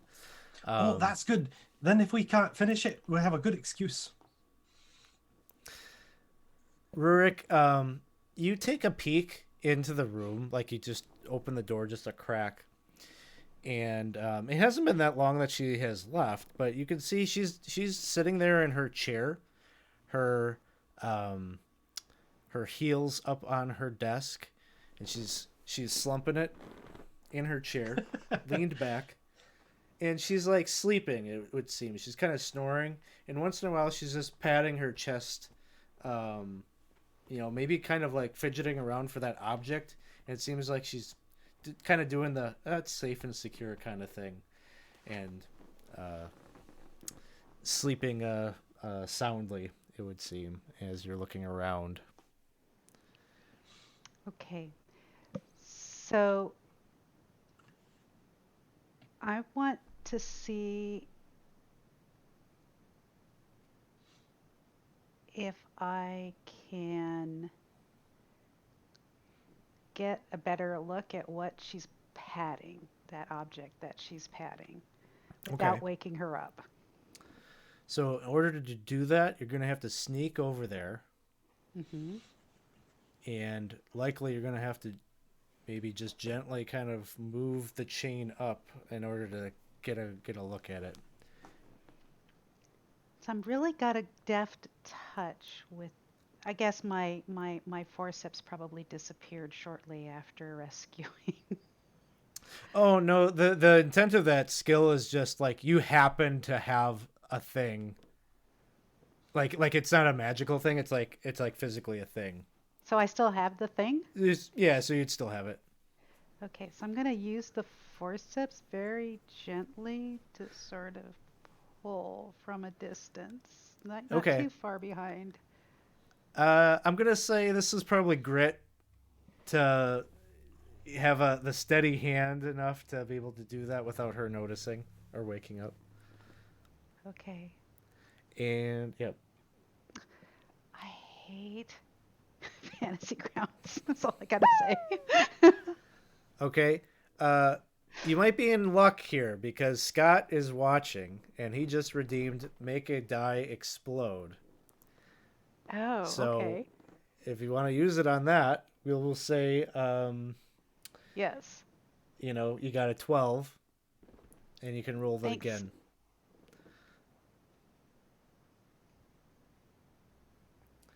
Yeah. And you were going to need that because the DC on this was going to be quite difficult, because as you're like using that forceps to kind of pull that up, it seems like there's something magical, like a ward or something that's like trying to pull it down, but you're able to like kind of let up at times, and whatever you're doing is just gentle Got to enough that play you the pull it fish. up, and you can see on the chain, at the bottom end of the chain, is a key.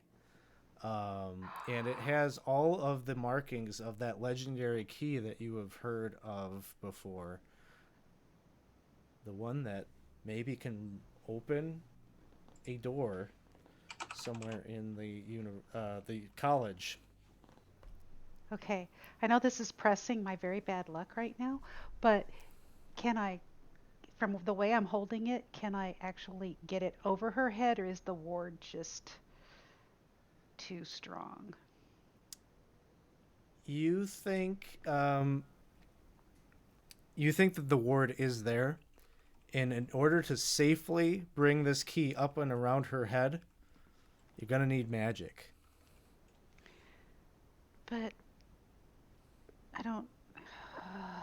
So I have an arcane focus, which I've been tossing around here. I know that's what it is, but I don't really know what I can do with it. Then I'm going to want to try and cast, I guess, Dispel Ward. If I All can. right, you're gonna try to cast a spell to avoid the ward. Um, I think this will be a flight check. Okay. And I want you to know I have very bad eyesight for real.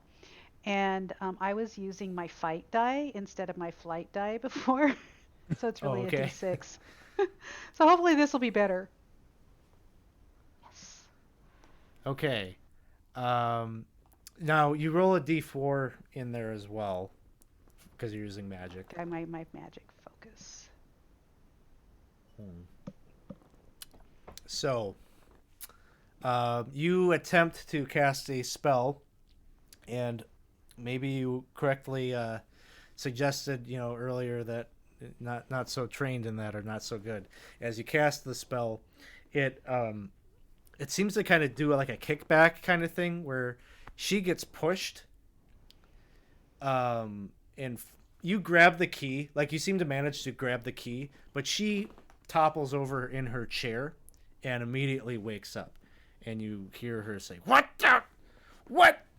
are you doing, Rick? Give We that need back at once!" Give what back? And you have the key. Oh, of course. And she's pointing Give at what it. And back? she says, "You know damn well what." I have no idea. I just came in to ask for some thread. And then I'm going to try and run like hell. Oh, you're running. Okay. Oh, yes. Come on. So, you start running, and you make your way out the door. She doesn't seem to be pursuing you. Co, Yeah. are you watching this like from the Yeah, other I think I room? am watching this. Okay. So, while Wormriddle is watching Rurik, I'm gonna dash into the room and snag the scenario doll and run after Rurik. Okay. So as it turns out, you're both heading to the same destination, Wormriddle and you. So, you kind of meet each other. You were maybe expecting her to go chasing after, but she goes Yes. to the shelf as well. You reach for the scenario doll. You see that she's reaching for the Rurik doll. I'm gonna try to hypnotize her with magic. Okay, so this is gonna be tricky. This DC 13. I'm gonna say, Okay. charm, and then the D4 for the magic. Oof. I'd like to use cool under pressure. Okay. Well, no, that's not quite gonna do it.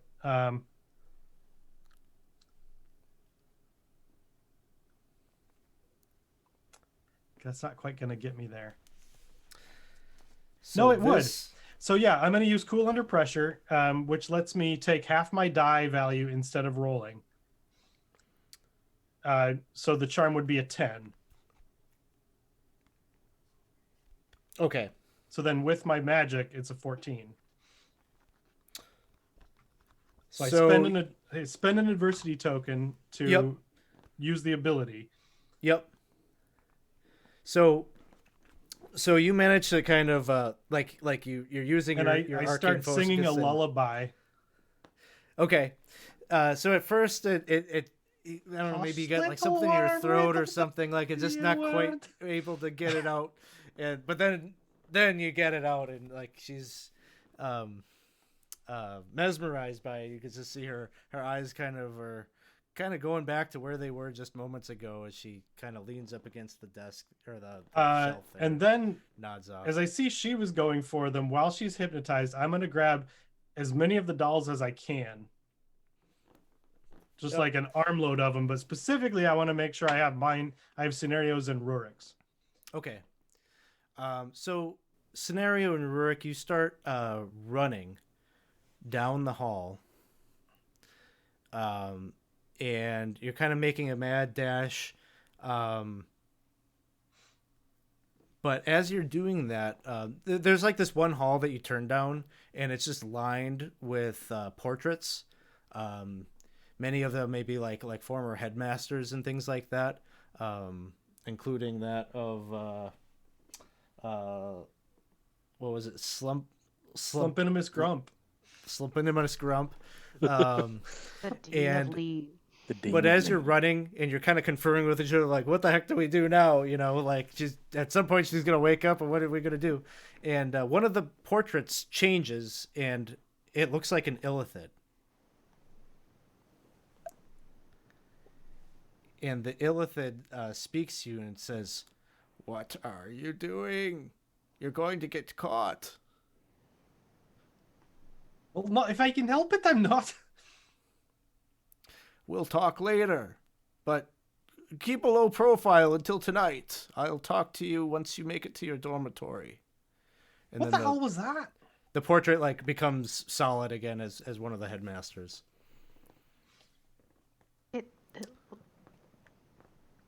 I don't know. I think I've seen those before, That but I was don't creepy. remember. Very, very creepy. Oh, Okay. here, I'll hand you the Rurik doll. I don't know if it's important, but she seemed to think it was. Oh. Thank you. I think if it's that important, I'm going to put it in here in my jerkin. And so I do. And I look at the key and I go, look, did you see that? Oh, that's the key to the room? I think it's the key to whatever. But yes, The magic door. it's the key to the magic door. We've got to hide this someplace. Do you know where the door is? I have no idea where the door Don't know is. either. Well, we gotta not let them find the key. So what can we do? Right.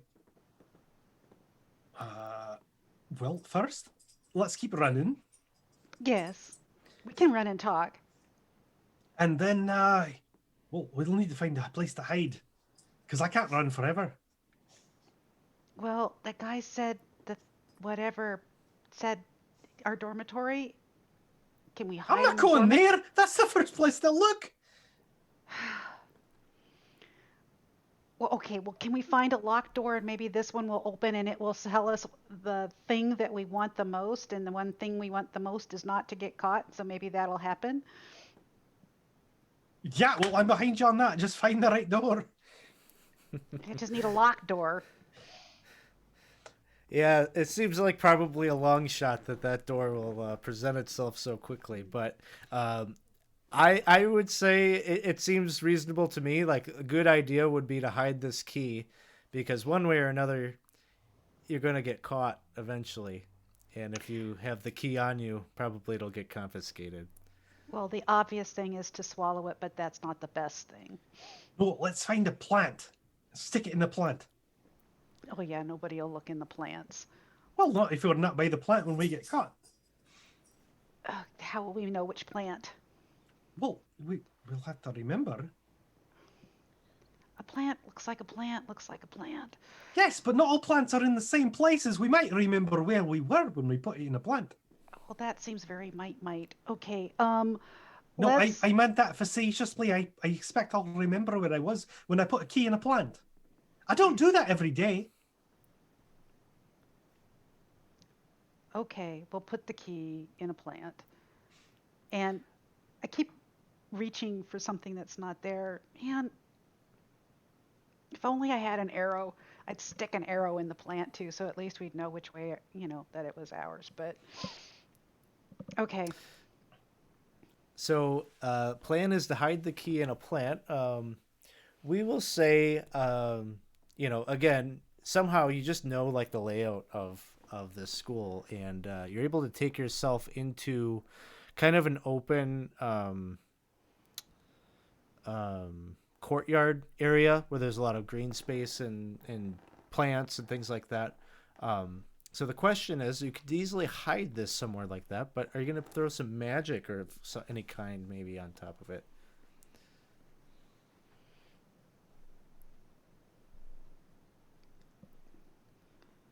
I was thinking more along the lines of just hiding it because I suspect that these um, wizardy folks might more be able to find it if it's magically hidden. So it sounds like just kind of a physical barrier hiding of it. A flight check is what I would call for here. I don't think it matters which of you does that. And this would be planned action. So if you've got adversity tokens that you'd like to spend on it, you can do so to help each other out. And Here, the I found a DC spot for it. this will be a 10. I'll take the key and try to hide it.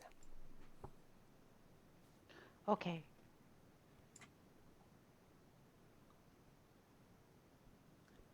Oh, that's a shite hiding spot. Well, here, And give so- me the. No, go ahead. Well, you don't know. You hide it. You don't know that it's necessarily a failure. So this is hidden. You put it there. And I think this is probably going to be a good spot for us to maybe take a intermission, a little break. We're going to fast forward, I think, a little bit. Rurik and Scenario, you're going to get caught here at some point and reprimanded, not having the key on you. Worm Riddle almost immediately finds it.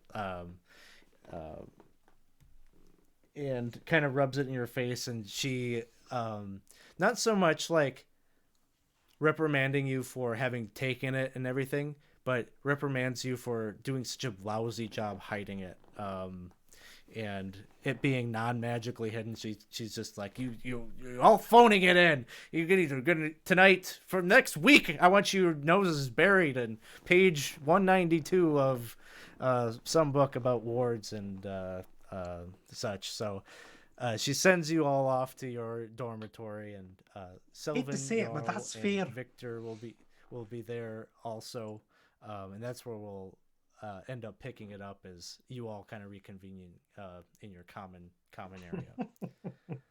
So thanks everybody for hanging out with us here as we're playing a little bit of a blended game where we're playing some Kids on Brooms right in here with our Expedition to the Barrier Peaks game. So we'll take a maybe 10-minute break here. And do I want to be famous? No, I don't. We'll take care of that one in the break. Thanks everyone. We'll see you here in just a little bit.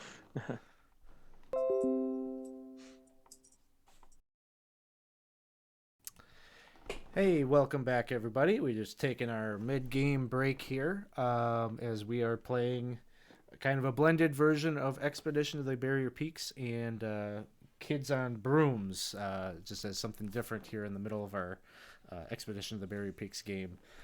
Basically, if you're just jumping in with us, what's happening is our characters all originally recognize that they are all undergoing a ceramorphosis and have a mind flayer tadpole in their brains, and that's what's happening in the real world. But coinciding with that, they have all fallen victim to a illusion or a shared illusion simulation as a result of their proximity to these mind flayers that are on the spaceship from Expedition to the Barrier Peaks. And they've been pulled into this shared experience of being at a wizarding school. And some of them maybe are more aware of the fact that they are in a simulation, and others are enjoying the fact that they're in the simulation because it allows them to play out maybe a truer version of themselves or a fantasy or whatnot. And so they've been exploring the school here a little bit. That school being the Olivist School of Wizardry. And after a long day of classes and reprimands and detention and such, they are now cozying up back in their dormitory and finding themselves in a common room of sorts.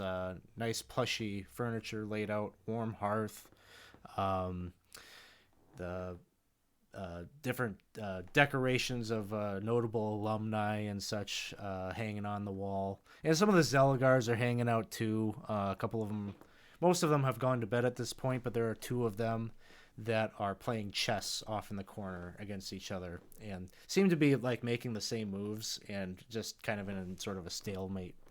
And they keep resetting their game, neither of them making any progress. And so you all reconvene and find yourselves back together once again and are free to maybe share and regale each other with tales from the day.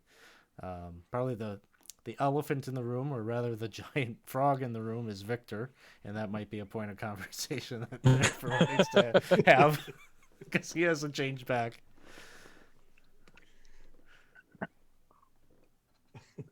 Yeah. You guys remember that that looking the dragonborn dude? Kind of he had black scales. Remember that guy? I never met that guy. No. No. You didn't. He was in class with us earlier. Victor's a frog. Oh, this is Victor. Victor, you've got to lead us to the tavern, right? Yes. What's the deal about this tavern? So can I communicate with them, or would I be speaking a different language, or not I- as you can I- are? Careful, Can I guys. try and cast some sort of speak Careful, with guys. frog He has spell? no. Yeah. Go ahead. I'm sorry. He has What no are you control of his casting? bowels. Speak as with this- frogs. Speak with frogs. Okay. Speak with frogs. Just frogs. Nothing else. Sure. I think this is probably going to be an easier spell to cast. And I think it's going to be. Want to make it a brains check. Sure. DC 6. And plus the D4 cause magic. Yep. And so you manage to cast this spell such that, with a 16, you make it so not only can everyone understand Victor, but Victor actually is able to just talk normally as a frog. He develops the ability of speech. so Victor is now Bob, and he, oh yeah, there, the guys got the spell wrong in the potion, and yep, I'm a big frog, but I don't recall where this, the way this tavern with the headless guy, but I'm hoping to find it. Well, maybe you do know, and you just need to start walking, and we'll just follow you. That sounds like a great plan to me. You guys ready to go? I want to see this. I want to see the headless bartender. And Selvin, dude, we got the wrong frog. We're supposed to change Victor back, dude. Yeah, Victor's gone for a while. He'll be back. But if you'd like to leave a message for him, I could relay it to him there, guys. That may have been our issue. Maybe when we poured it, he was Bob and not Victor, and that's why I messed it up. I shouldn't have put the black scales in. It's supposed to be the white scales. Oh, That's jeez. right. Why do I know? Why? Victor, Bob. Yeah. Oh, you're the same. Oh, you're the same guy, right, dude? You are the same guy. Yeah. I remember that. Yeah, I got some issues, from my childhood. I'm trying to work through them, at Luskin and stuff. But I'm sorry, dude. It's okay. Just one step at a time, dude. It's no biggie. Most people don't know. I try not to. I try to keep that on the downloader. They think you're crazy. Victor, shut up over there. Don't make me come over there. Okay, I'm okay. where are you pointing at? We have a crazy frog. That was Victor. You did. Yeah, he's talking right now. No, Well, you're Victor, you. we're talking to the frogman. Yeah, that's me there, guy. D- Dude, this is Why are you guys so confused? This is pretty simple stuff, you know. yeah, got it's turned two into a people frog in and- one. It's simple. No, that makes Here, perfect and sense. then- I just think Victor should shut his yap while we're talking to the frogman. Yeah, there, Victor. Shut up. It's right. See, don't hit him. Don't you dare go after him. I'm telling you right now, Victor. You got to settle that temper down. Hey, Listen, yeah, it's dude, not- A lot of trouble. Bob, as you turn to scold Victor, maybe you do see him, but you look off in that direction. It doesn't matter whether you see him, but beyond him, you see that there is one of these portraits of a young woman in a wizarding robe, presumably maybe one of the alumni of the school or whatnot, and it changes real quick and it almost becomes like black, like slate black, almost like a chalkboard. And there's a message that is kind of scrawling itself out, and it says, "Get rid of the Zelagars. We need to talk." Oh, that must be the guy. Yeah, did you guys hey, did you guys see this over here? Did you see the message on the mirror? What did it say, dude? Oh, I saw that. All right.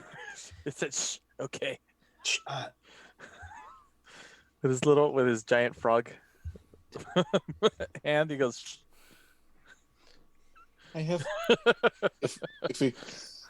If you want to try something, I can probably think of a way to get rid of them. What? oh, Well, try just- asking them their names. We're not that going to get work? into that conversation again. It's Outside. Mike, isn't it, there? They're just over there. They're playing chess, and you just hear them. They're like moving pieces. Check, check, check, check, and they just keep moving pieces, and Me? they're not getting anywhere. I've heard of this interesting war game that people play, and it takes forever to complete. And I have it set up just somewhere outside, but I really don't. But we could that's option one, just making you play a new game. Option two, we just get rid of the chessboard and have it grow legs and just leave. And then they'll follow us with the. Oh, you mean actually make the chessboard grow Yeah, legs? like animate it in a sense. I don't know. Well, You give think it they try. I don't even think I can That even do this sounds- kind Do of they things like? before. Do you think You they know? like that game that much that they'll follow it? Well, Selvin, your ideas usually are pretty good. Mm, They usually end up thank you. killing you. No, that's just my own decisions. I do that all on my own. That's not even part of what I'd say. Well, give it a try. Make it run away. Yeah, I'll help. Yeah, you could even give it frog legs, if you know what I mean. You mean that We- he can make them frog legs, dude? I know what you mean. Oh, you know what? This is even easier. I can't believe I'm having this idea. We could have them follow Bob Victor. That's a great idea, Rick. That's like the best idea I've ever heard. Hey, you want me to lie to them to tell them that I know where the headless? That's a great idea. Let's Yeah. do this. You got it. But just so we're clear, you do know where it is, right? No, maybe. I think You're gonna know, I take could- us there, though, right? I could probably pray to Bahamut. I'm kind of like this with him.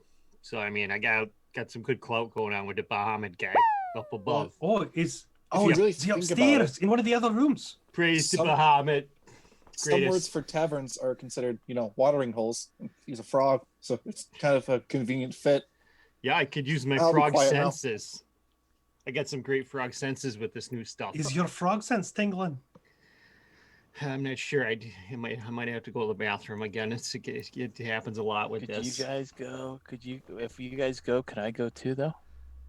You're always going to come with us. Well, You I'm know- not the boss of you. But I want to go. Yeah, I wasn't saying it to be bossy. No, you weren't. You didn't sound bossy. No, I'm saying I won't tell you what to do and not to do. It's up to you. Well, I just Another- wanted to make sure. I didn't want to go with you guys, and you'd be like, "Damn it, this Jarl's coming," you know. Let's step I in don't real need. quick. Victor, you got a adversity token from the chat. Oh, thank you, Paul. I have another option that doesn't risk putting Victor/Bob at risk and turning into a candle, possibly. That'd be a really big candle. It would be a very, very big candle. We want to think about where that go. I have bad allergies, as we know. Does someone have pepper? I could just sneeze on the chessboard. I have some cinnamon. Do you want some cinnamon? I guess that could work. If you want to try it, I can just sneeze over a chessboard and say I'm sorry and then knocked over all the pieces. Like a Okay. buffoon. And so I'm going to reach in my pocket and pull out one of the hot tamales. So you'll have to put it in your mouth first, but it should definitely make you at least sneeze. Make sure you chew it first, dude. Yeah, Do you not have... Never mind. what? Nothing. I forgot he's bird. Birds don't have really... I'll be quiet. Just make some tamale. Just gonna start eating it, and still I don't like it at all. Just nope. It's like, hey, what's their names again? Hey, number 1 and 7, how you? And just breath all over the Okay. chessboard. I'm trying to understand. So is it you're trying to make your breath weapon happen? Is that the implication? Yep. Yeah. Okay. Right on the chessboard. Okay. Hey, so guys, it'd be a doing? Hey, you ever had some of frosty. these- Have you some of these candies? They're really good. And then yeah, frosty. Um, I don't know if you need a skill check necessarily to do that. What are you hoping their reaction is going to be? Presumably they'll be Just- pissed off. Disgusted.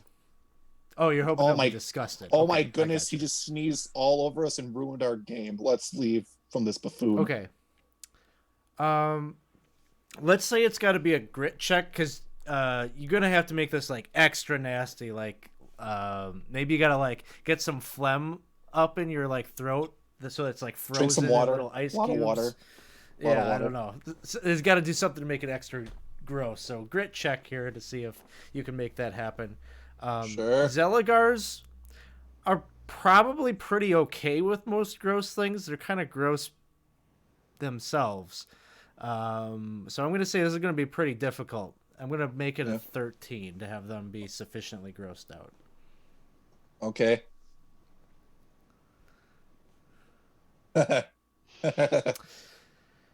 So they kind of turn the tables on you a little bit because you sneeze this gross stuff out and it freezes all of their pieces, and they just start acting and behaving really so gross that you get grossed out as they're taking like their pawns and they start snacking on it and eating it and crunching it up. And they're just But staring at you like they're reversing the tables, and you're seeing it and you're getting kind of queasy and you start kind of vomiting on the carpet. Why would you do that? That's not healthy for you. No. I'm sorry. I'm sorry. I'll sleep. It didn't work. Yeah, so you're taken out of commission kind of because you're just so repulsed by this. You're like off in the corner, like you just need a moment. Oh, I'll be right back. I'm gonna go to the Zeligars. Now, did both of you finish your paper for Dame Wormiddle's class? Yeah, we did that. Yep. And we're just enjoying a little game here. Celebrate. And your name is Zeligar, right? My name's I think Zeligar. I think I saw someone with a rolled up scroll with your name on it just leaving. They might have stolen your paper. What? No. And you They're see going to he's go like, replace "Wait a your name minute." with He's like theirs and kind of- turn it in. Go ahead and give a charm check.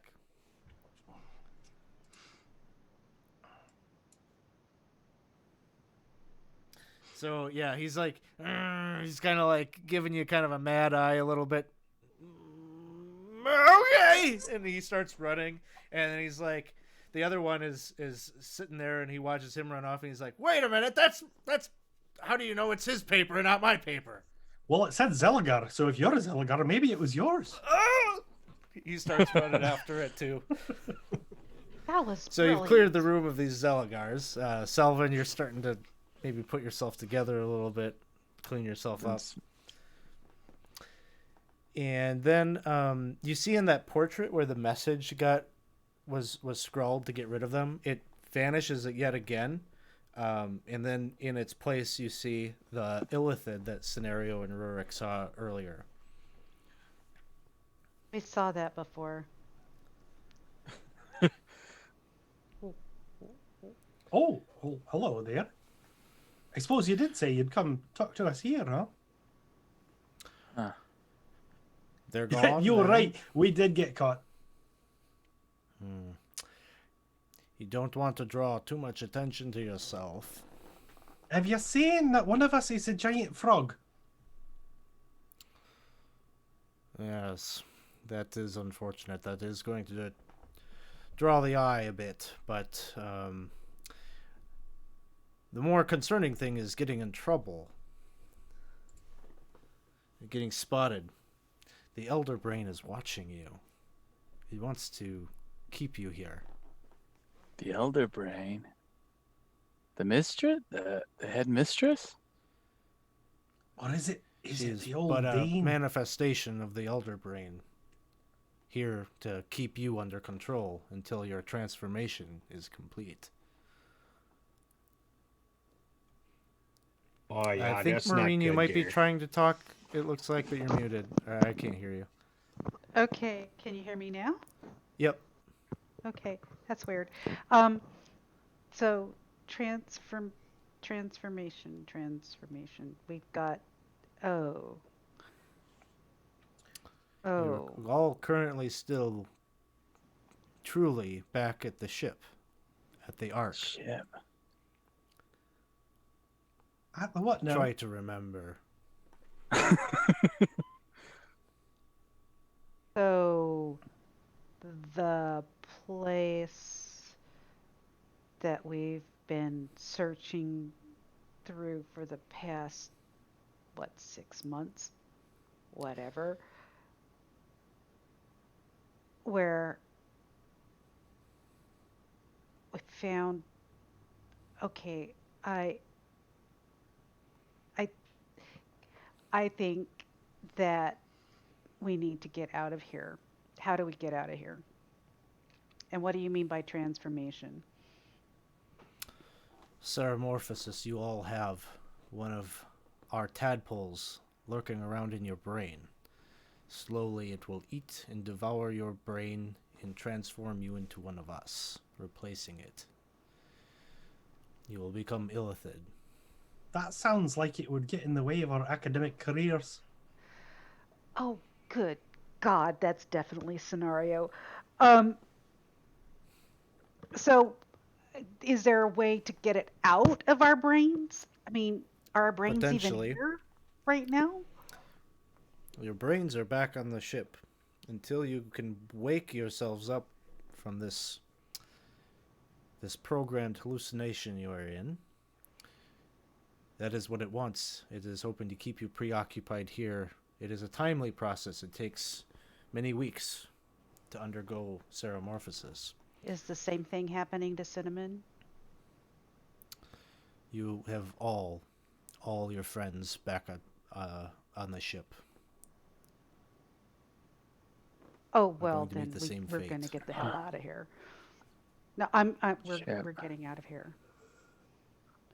Guys, we're getting out of here. What do we do? Oh, this can't be. Tadpole.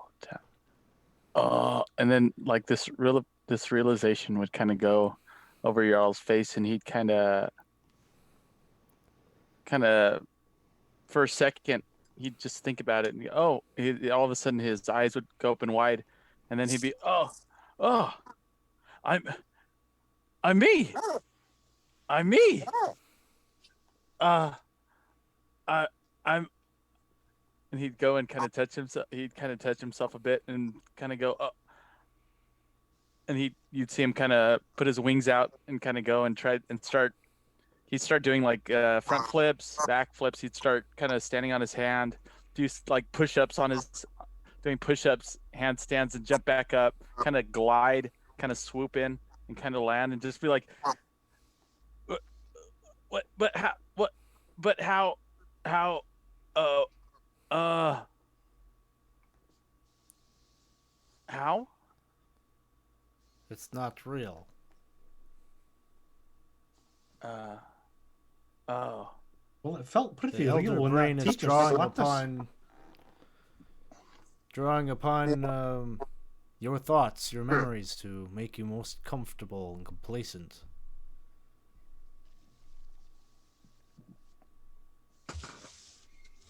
Yeah, I must have had a hard time with figuring out Cinnamon. Well, getting slapped around by a teacher is not a good way to make someone comfortable. Dude, But we're in. no, there's no teachers. There was, S- Selvin, dude, Yep. Mm. dude, there's no this. It's like that we're in that thing that we could kind of do our dreams or whatnot. That thing that Lucy showed us. It's like that, dudes. Can we kill it? The elder brain? Yeah. Not from here, you can't. And that's why you're going to need to break this simulation if we're going to stand a chance to accomplish. Wait a minute. I think we need to back up just a skosh. Who are you? And someone who's no allegiance to the elder brain. Well, you're not a headmaster from this school. No. I'm on board the ship just like you currently. But I have enjoyed some amount of freedom while we were on your planet. I'm not eager to be once again tied back to the elder brain and its designs. I know what it does to the illithid once we are no longer useful to it. I wish to be free. I think you all are the key to helping me. I can't defeat him alone.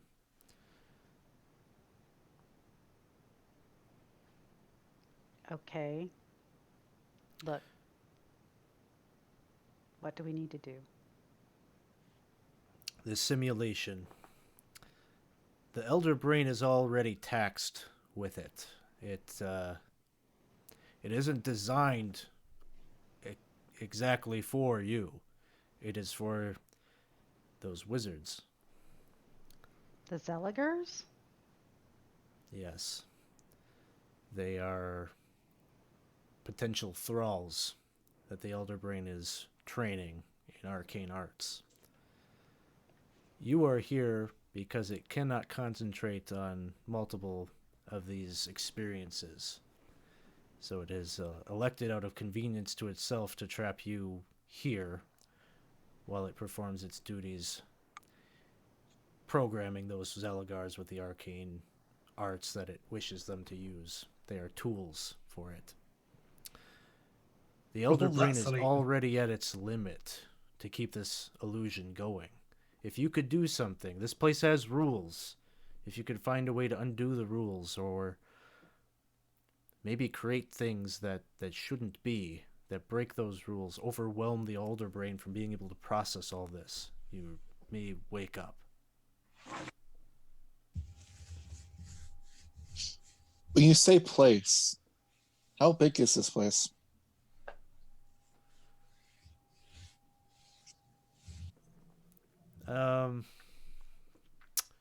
The grounds of this school,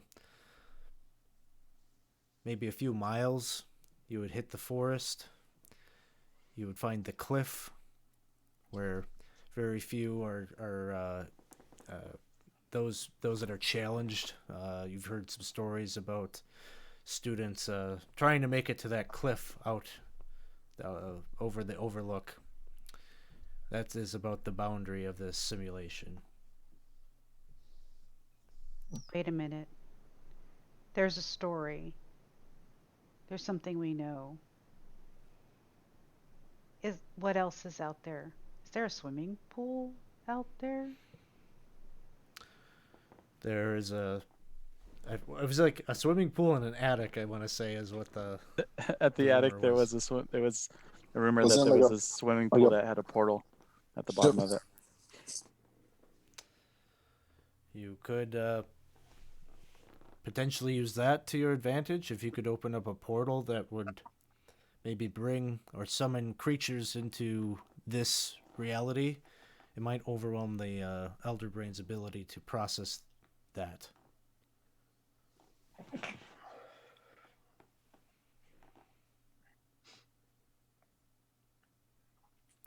Or the Bless key? you, dude. Oh, Or thank you. the key. You sort of recklessly tried to get your hands on that. It'll probably be more difficult to do so a second time, but that could be a possibility as well.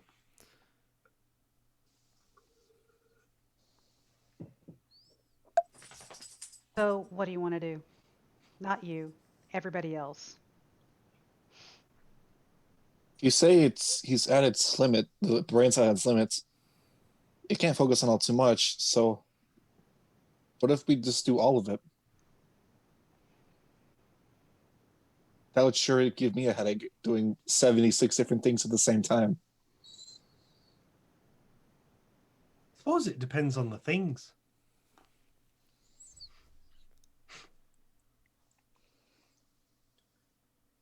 I mean, I could do this.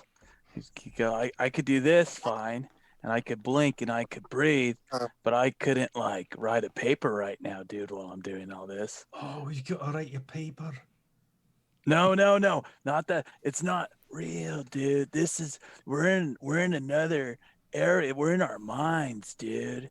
This is an essential place from the beyonds of reality, dude. We're not here right now. What We're kind of we're potion down. did you make? It was I didn't drink it. Oh, no, that's not the point, dude. What I'm saying is that he's not a big frog. He still has his armor on. Rorik, you look about the same. You're who are who is that? Scenario? Oh, you're Scenario. Yeah, Scenario. The veggie No, pygmies are your I'm biggest Sienna. No, you have the veggie pygmies. They love you, dude. They We could bring love the you. veggie pygmies through the portal. Oh no.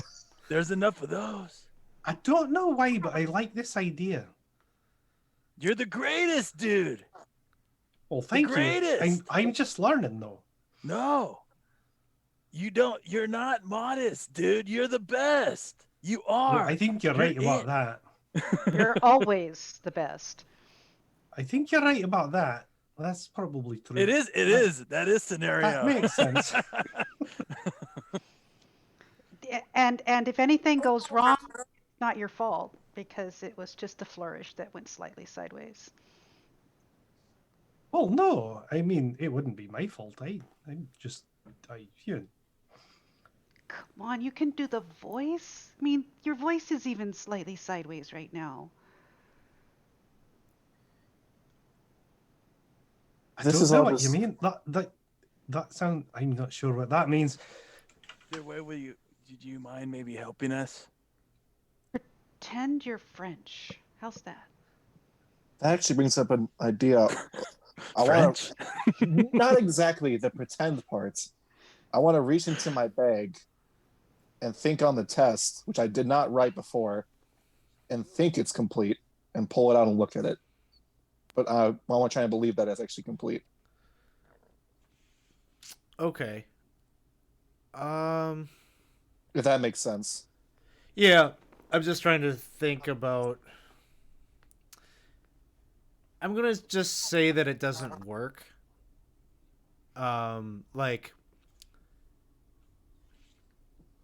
don't have the Yeah. physical cognitive capabilities compared to an elder brain. Yeah, you haven't gotten like maybe that far of breaking the illusion yet that you're able to like create things with your mind. I know kung fu. Not there yet. Okay.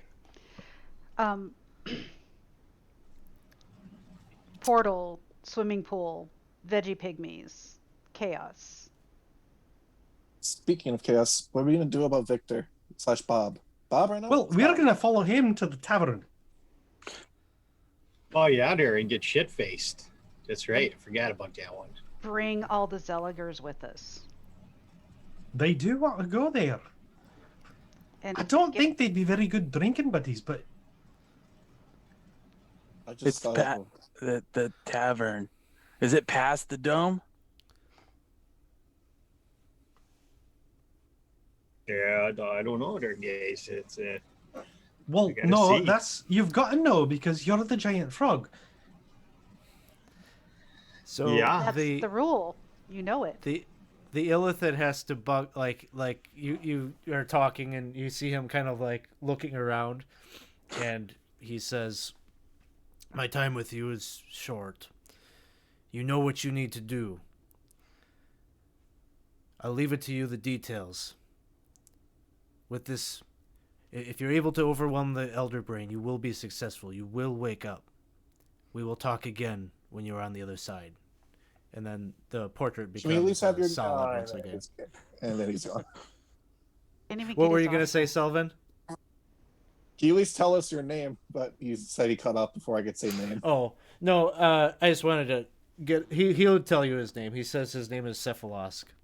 Would it be like it goes fuzzy and then it comes in back into clear and you're like, oh yeah, and then it gets fuzzy again after? Yeah, it could be comical like that. Sure.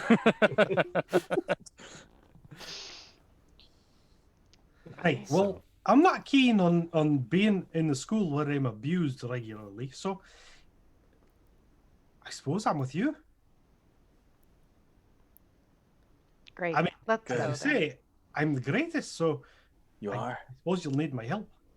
I truly 100% believe you are the greatest. Your hubris knows no limits. At what though? Everything, dude. You're Veggie great. pygmies. Well, You're my buddy. that's You easy, said you're right? my brother, dude. I'm your Back brother. with I the don't. Giants. You I said, don't recall Yeah. having a feathered brother. You heard him. You heard him, right? Okay. I heard him. Oh no, Aye. he changed back. Okay. Um, let's Back let's to the just squadron hole idea. yes. I have a weird thought. This is one of Felvin's famous stupid ideas that will never work. Go Hear me for it. out. I like the idea of bringing all the Zelagars together. I love that idea. You get them completely drunk while we remain sober because a clear mind is beneficial. My dog is clawing at the door. Chill down. Chill out, small pug. Right. We get them completely hammered, but then they realize, oh no, our professor got all of our tests and she fails us. That's horrible. We gotta go talk to her about this. And they're all doing their business, yelling at her. We get the things we need and we go. Right. So first of all, I need to tell you a secret about being great. You always have to believe it's going to work. You just have to believe it's going to work, and this is going to work. But that's my fault. I don't really know if things work ever. No, But- it's going to work. You have to believe it's going to work. So tell me it's going to work. It's going to work. Right, He let's says in a go. very All right, That Bob. is, dude. It's Yeah, all on it you, is. Bob. I'll go tell all the Zelagars that we're going to the bar following the frog. You've just got to lead us there. Oh yeah, there. Yeah, I'll do my best, dear gay. I'll go tell the Zelagars. Okay. So, CO or still CO or a scenario popping through. Okay, CO. CO, you go, and you know, there are a number of different rooms where the Zelgars are at. Maybe there's like 3, and just bunk style. Like they pack them in there like 8 Zelgars to a room. So I don't know. We'll say there's 24 Zelgars in total here. So I'm going to rely largely on just starting the rumor that we found the giant frog and he's going to take us to the bar. Okay. And figure that they'll probably not be quiet. Sure. So, okay, on your way to go to maybe you're thinking you'll go tell one of the Zelgars who are sleeping. You bump back into the 2 Zelgars that went in search of their papers, and they're just kind of squabbling in the hallway over whose paper is it truly that you were talking about. They're still on that. And so you run into them, and then they see you, and they say, "Oh, are you sure there wasn't anything more about the paper? It's Zelagar. What kind of color ink would it have?" Well, that's not important now, because now I've got to tell you the greatest thing is happening. We've convinced the frog to take us to the tavern. Ooh. But now That. don't tell any of the other ones. We don't want anyone knowing. It's a secret. It is a secret, okay. But you just told us. I know, I'm inviting you because you're my favorites. Which one of us is your favorite? Well, you both are. Hmm. I have 3 favorites. It's you and me. Make a charm check. Mostly because of it's hard for them to get over the fact that they're equal. Yeah. And you nail it. And they're just like, ooh. There, that's clutch. That's what we need. Okay, it's just us. You sure? It's just us. And don't tell any of the others because I don't like them. And I would be just You can't trust him. You can't trust him. He'll definitely tell. If I get to that tavern and the others are there, I'm going to be heartbroken, and you wouldn't want to see me sad. You wouldn't want to see me uncomfortable, would you?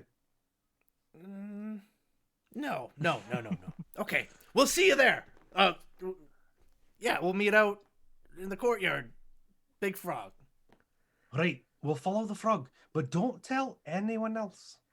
We definitely won't tell anybody else. Got it.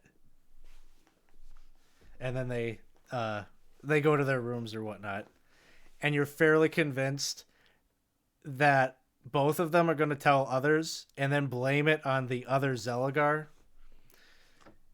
Well, I got the feeling that they really enjoy seeing us suffer, so I thought it would sell it if I told them I'd be upset.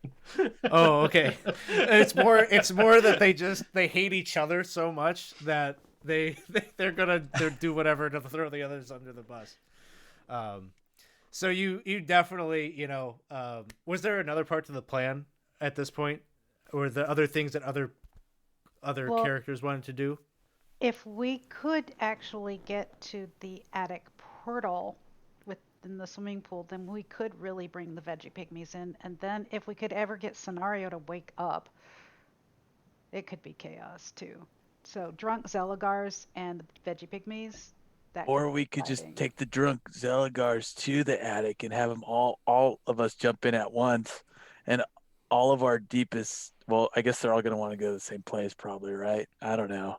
But either way, that's a lot of places we want to be and go.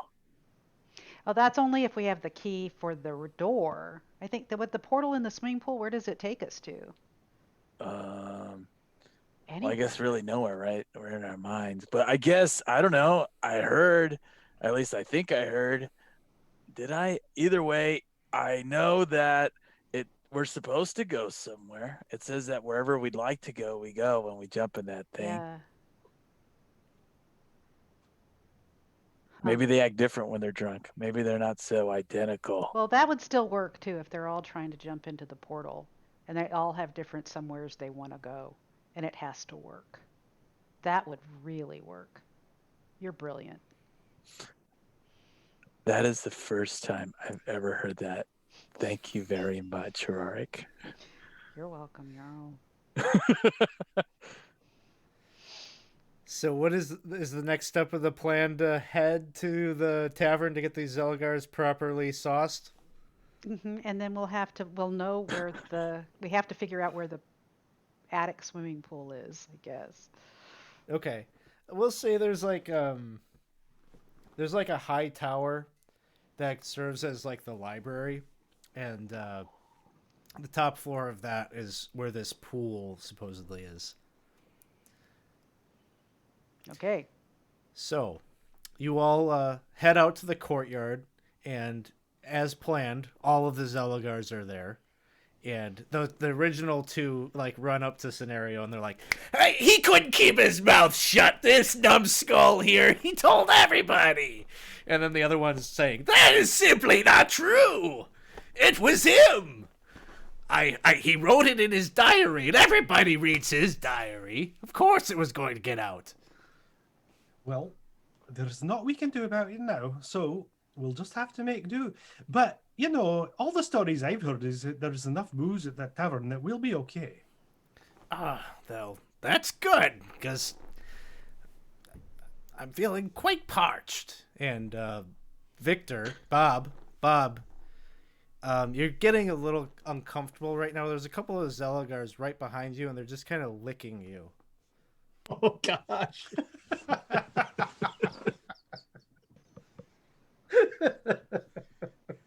Can they understand me? Yeah, you could speak. Yeah, you could talk like the normal. Sylvan spell is still allowing you to speak. Yeah, they're Mike, what the hell are you doing there, guy? Whoa, it talks. This is crazy. It's working. Yeah, you gotta stop licking me there, guy. It's dead Yeah, he awkward, you know. talks. But Okay. Well, what do Right, you? well, Bob, you've got to lead us. You know where you're going. Oh yeah, definitely. Oh yes, let me there Bahamut, I need a lot of help here, guy. Wherever you So- are in this. I don't think we gave this tavern, this bar, a name. What is it called? I think We'll call it the makes sense, Bob would know Flogenhagen. this. The Flogenhagen. Flogenhagen? Flogenhagen. Flogenhagen. And then I thought, did I say it was in the basement or? It's wherever sure, you say okay. it is. You're the giant Wherever. frog. Yeah. You're the frog. But You're the somewhere in the giant frog. basement. Wherever you take Okay. us, right? Yeah. You're the froggiest, dude. So, you start to there's like a cellar door out here in the courtyard, and you're sort of surprised yourself that this is happening, because you make your way over there, and this like it like appears, like it magically apparates. And so the story that is embedded in your mind about a frog leading people to a tavern seems like it's true. You sort of can't believe it yourself, but nonetheless, you know, the door gets opened, and everyone's kind of single file leading down this stairway into a passageway. You travel for what feels like a mile or so, and then at the end of this underground tunnel, there is a very simple wooden door with a little shingle kind of hanging from the ceiling that just says was it the Frogenhagen or the Flogenhagen? The Flogenhagen. Flogenhagen. Okay, I didn't know if there was a frog thing in there. Okay, the Flogenhagen. So We you could make put a your frog way. thing in there. It could be the Frogenhagen. That would make It's more got sense. it's then. got a picture of a frog holding a giant flagon. The hoppiest There we place go. on earth. The hoppiest place on earth. So you head in there, and of course, you know, there's like there's a headless barkeep, right? And Yep. and he's already like just at the tapper, filling up these flagons, and just like, you know, shimmying them down the bar stool, or the bar top, and all the Zelagars are sitting in their bar stools, like grabbing them and just dunking immediately. It's just running down their beards, and they're burping, and it becomes a pretty raucous time almost immediately. How do we get him out of here? I'm gonna start a song. You you should do a song. But this is a pretty classic scenario drinking song. All right. Uh-oh. So, Yeah, go ahead. oh, yeah. So you start performing this song. The Zeligars are starting to like swivel back as they're like double fisting beers, and they're like eyes on you.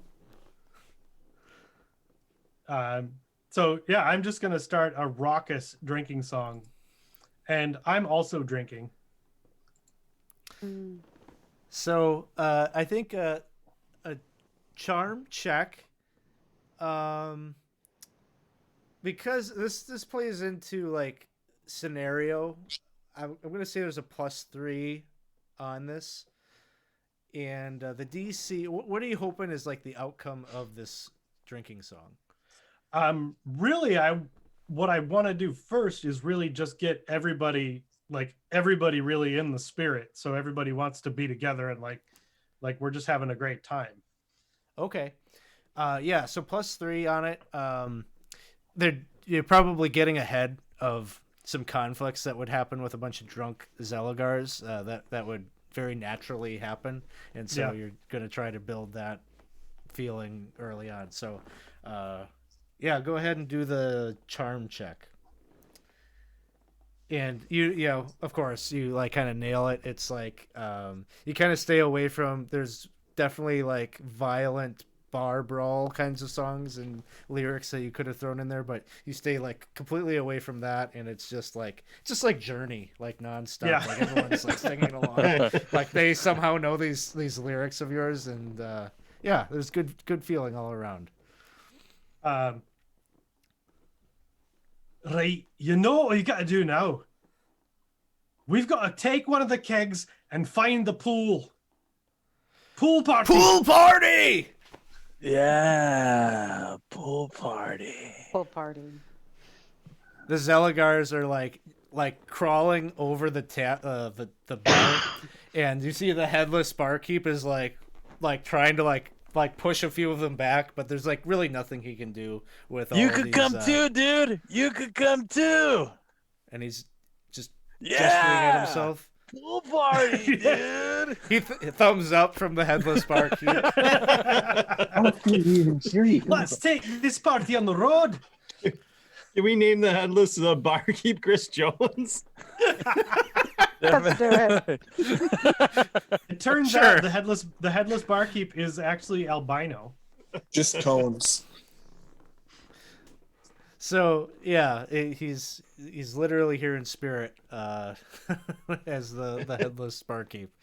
So many of the Zeligars are using magic to kind of float these kegs out of the bar, and the headless barkeep comes with you, and you start making your way back to the stairway that will lead you back up into the school. But as you are making your way, the Great Dane, the Dean of Lean, the Great Dane Dean of Lean, is sitting there at the base of the stairs watching you as you're marching yourselves forward. And it's growling. Nobody brought any wine.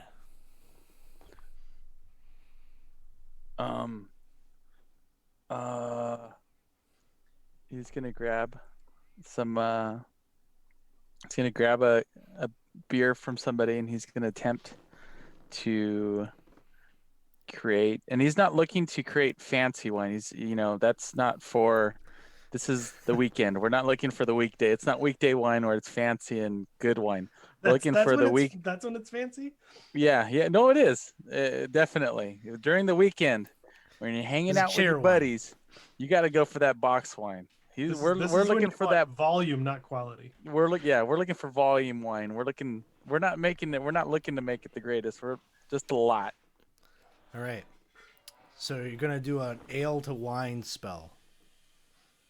Yes. But you're trying to keep it like above Franzia quality, right? Like you don't want to go that. Maybe Winky now. Like Boda. I like You know. winking out. Yeah. Yeah. Okay. So Everyone here is like, yeah. That's cool. You know what kind of I'm lost. Larynophiles we are.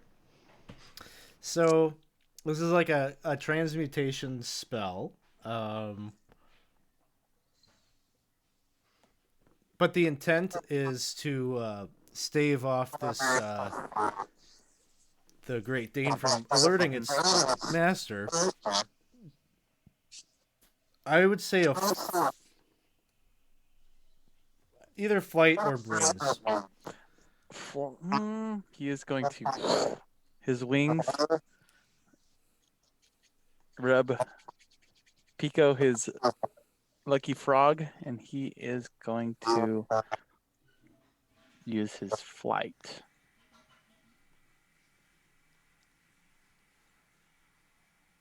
And it is a spell, so you get the D4 in there too. Mm-hmm.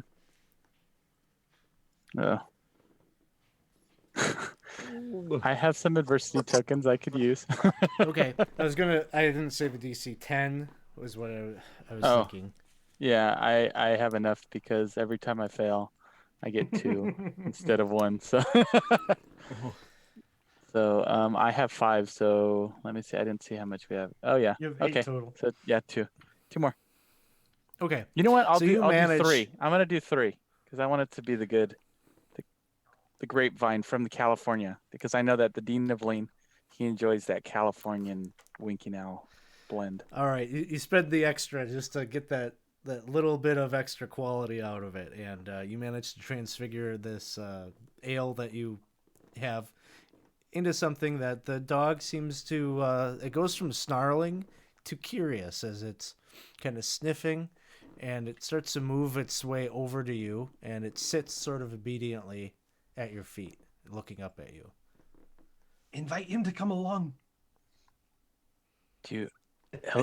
Hi, doggy. Do you wanna come with us? We're gonna go swimming at a pool party. It just like cocks its head, its tail is wagging. Do you want some wine? It's just like licking its chops. He's gonna go ahead and start. He's gonna pour a little bit, and he's gonna go and put some in his hand and It hold like it out. laps it up like almost immediately. Whoa, careful! Well, there's more. Come on, good boy. We're gonna go. We're gonna go swimming. The dog seems to be willing to follow you as you make your way up the stairs. Okay. And you begin navigating your way to the library. And it is open, 24/7 kind of access. And so you're able to easily get through the stacks. And you're making your way up to where the attic is. And there's basically like a pull down kind of ladder that is accessible, portal in the ceiling. You're able to climb up there. As you make your way up into the attic, the room seems to like enlarge, such that it's like way the dimensions of the room are way too big to exist where it does.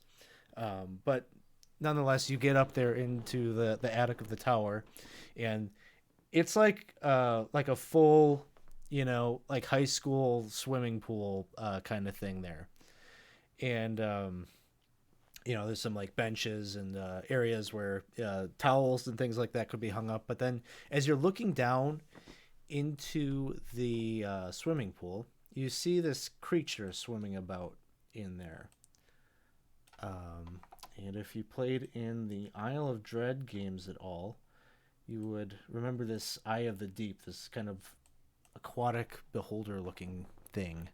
And that is swimming around, almost like a guardian, around, there's like looks like a big plug, basically, in the floor of the pool. I'm going to yell out, "Whoever pulls that plug is the only true Zeligar!" And that does it, as all the Zelgars start making their way. They're all like stripping their clothes off, and they're getting naked. And they're getting ready to dive in. when suddenly you see like a red portal kind of open up on the other side of the pool, and you see Dorothea Click steps forward, and then all the Zelagars like freeze up in like kind of fear and deferential like they have like almost like a sobering second here where they're like and like a couple of them are turning beet red, pulling their robes back up, just like so ashamed of the situation that they're being caught up in.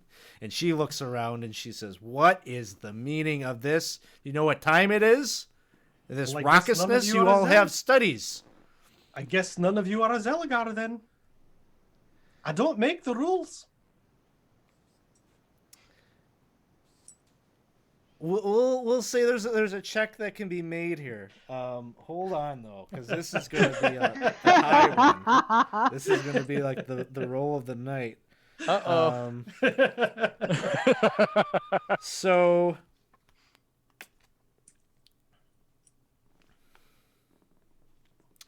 this is going to be an 18. But for scenario, it's possible.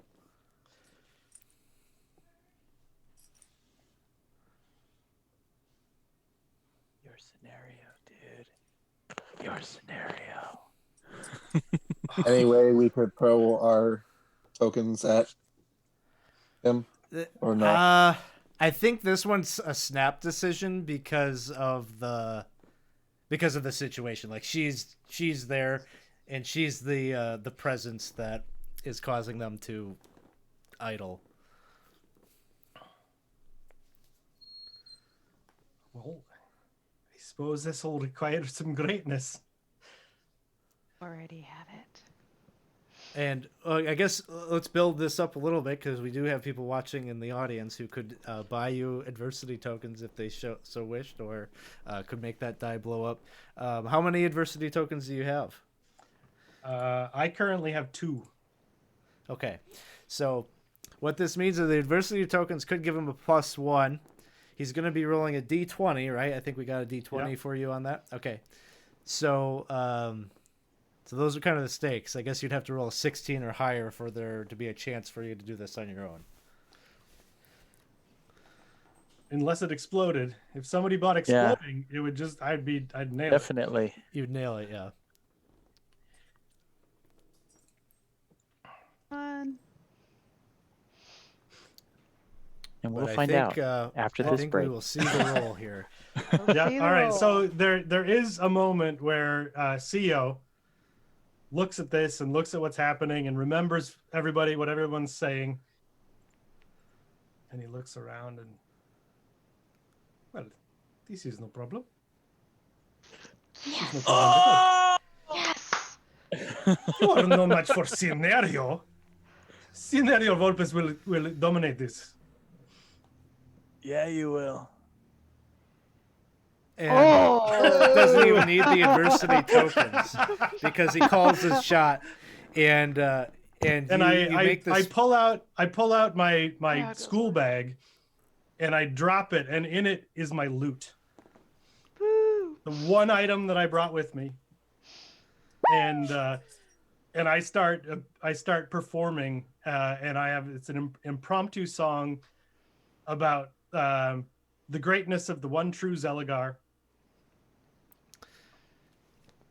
And you see them, they're all like watching you, and then they get into their routine. Well, I'm the one true Zelagar. No, you wrote about that in your diary, but it's ludicrous. It's fooey. And then wands are out. They're blasting each other with spells, dunking themselves into the water, and this Eye of the Deep is like looking around, and its eye is like shooting out beams and trying to blast the.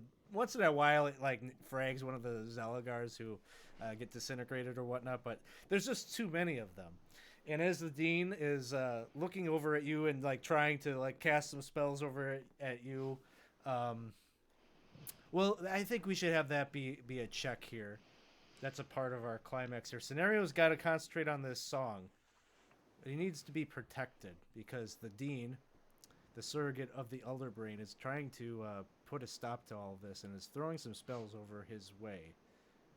What what might some of you others be doing to try to stop that? Um, I watched him pull a lute out of his school bag. So I'm going to open up mine and see if my short bow is in there because that would be what I'd bring with me.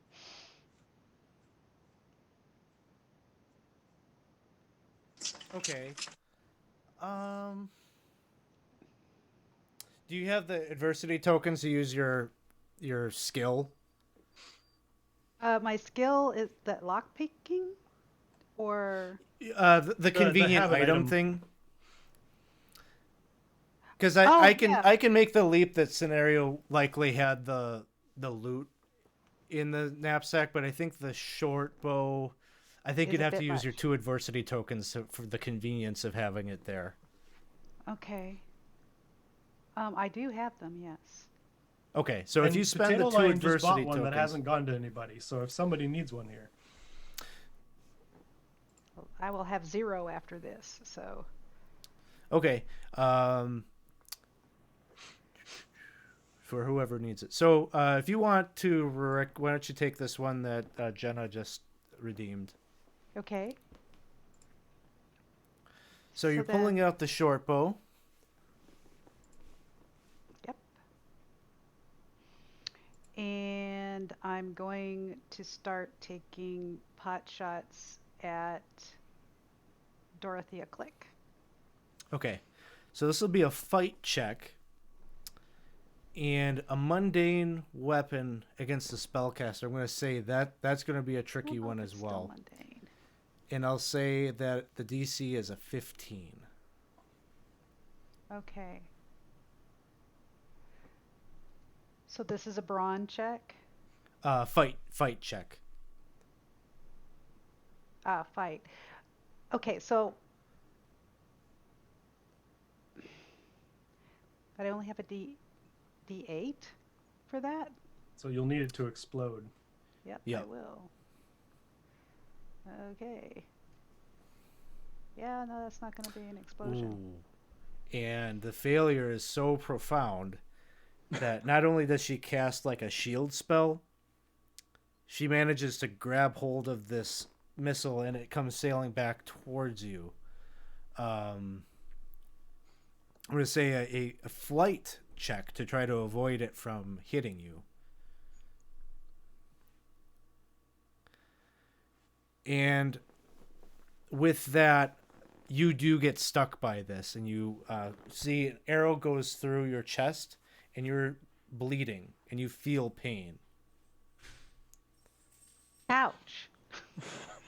And you kind of stumble down by the kind of the side of the pool. Ouch. Oh, How God. how about Selvin? Selvin is what Selvin would do. If Scenario gets it, he's going to try to extend his personality, or not personality, but his soul to him and take the hit for him.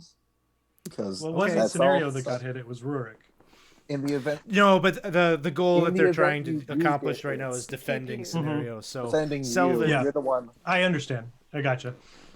And I just failed. Selvin, you're gonna like physically like impose yourself against any harm that would come to scenario. Give me Yep. a brawn check, The and we'll say brawn. DC 12. Need this to explode. Nope.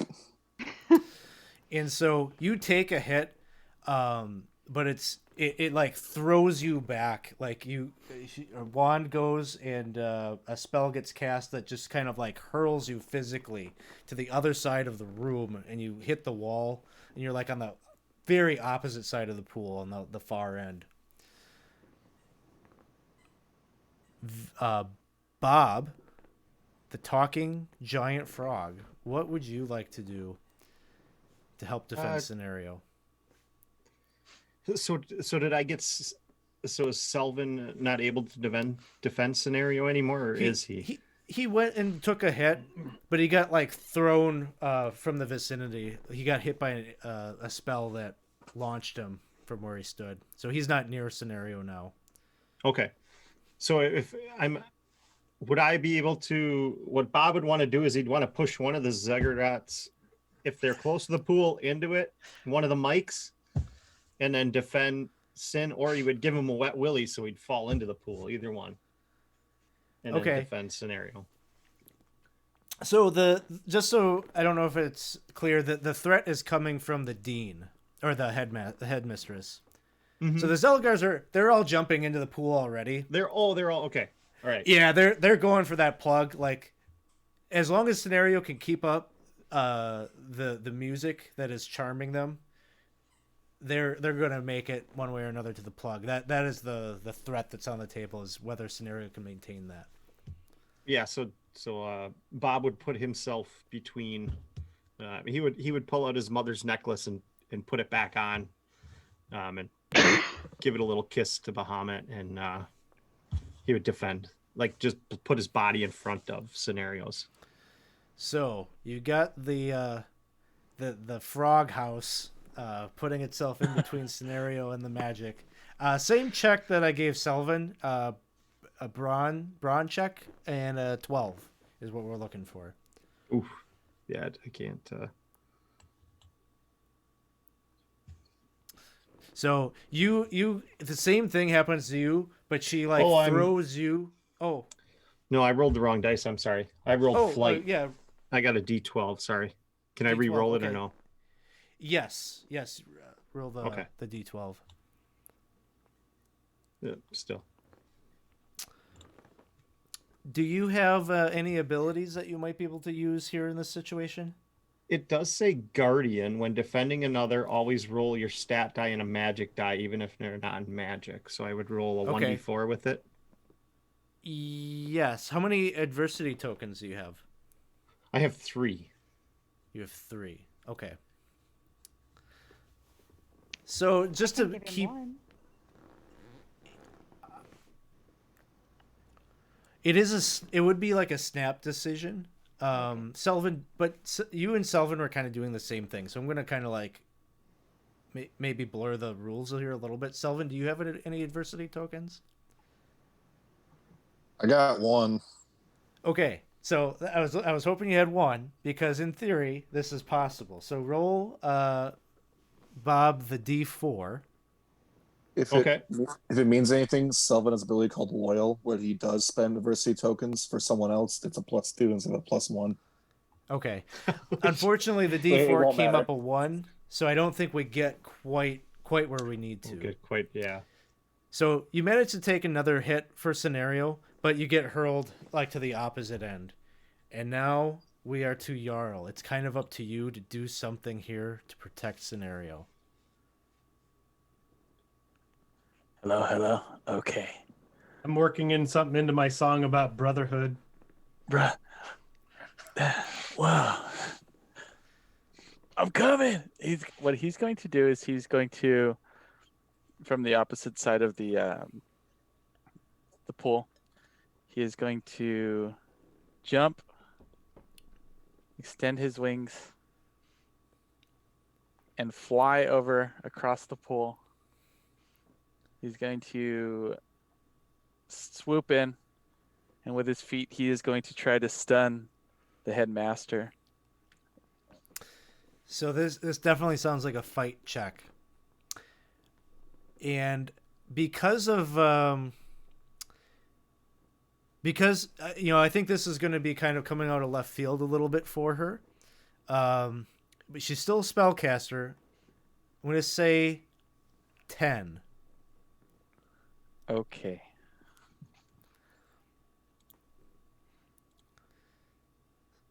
So, chat, if you want to buy some adversity tokens at this point and send them, Or an you know, explosion. an Explosion. explosion. Rolling dice. Somebody needs to give us an explosion. 5,000 for the explosion. It's 1,000 for the adversity token. So if you got the 5,000, that's what they need.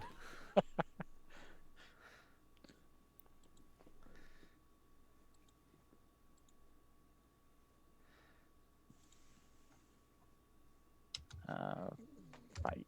Okay. D12.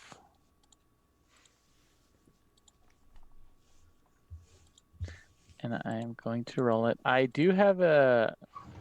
Probably should have saved it, but oh well, that's Jarl. He does if he has to use a snap decision. Oh, never mind. It doesn't work on this in this case. But I am going to go ahead and roll. Here we go. D12.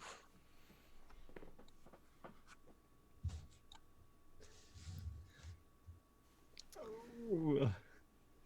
It is a 4. You go sailing forward, It's a and it's 4. been a while since you've been in bird form, and even mentally, like processing that, you just kind of got it a little off. I sure did. Are we And- sure it didn't explode?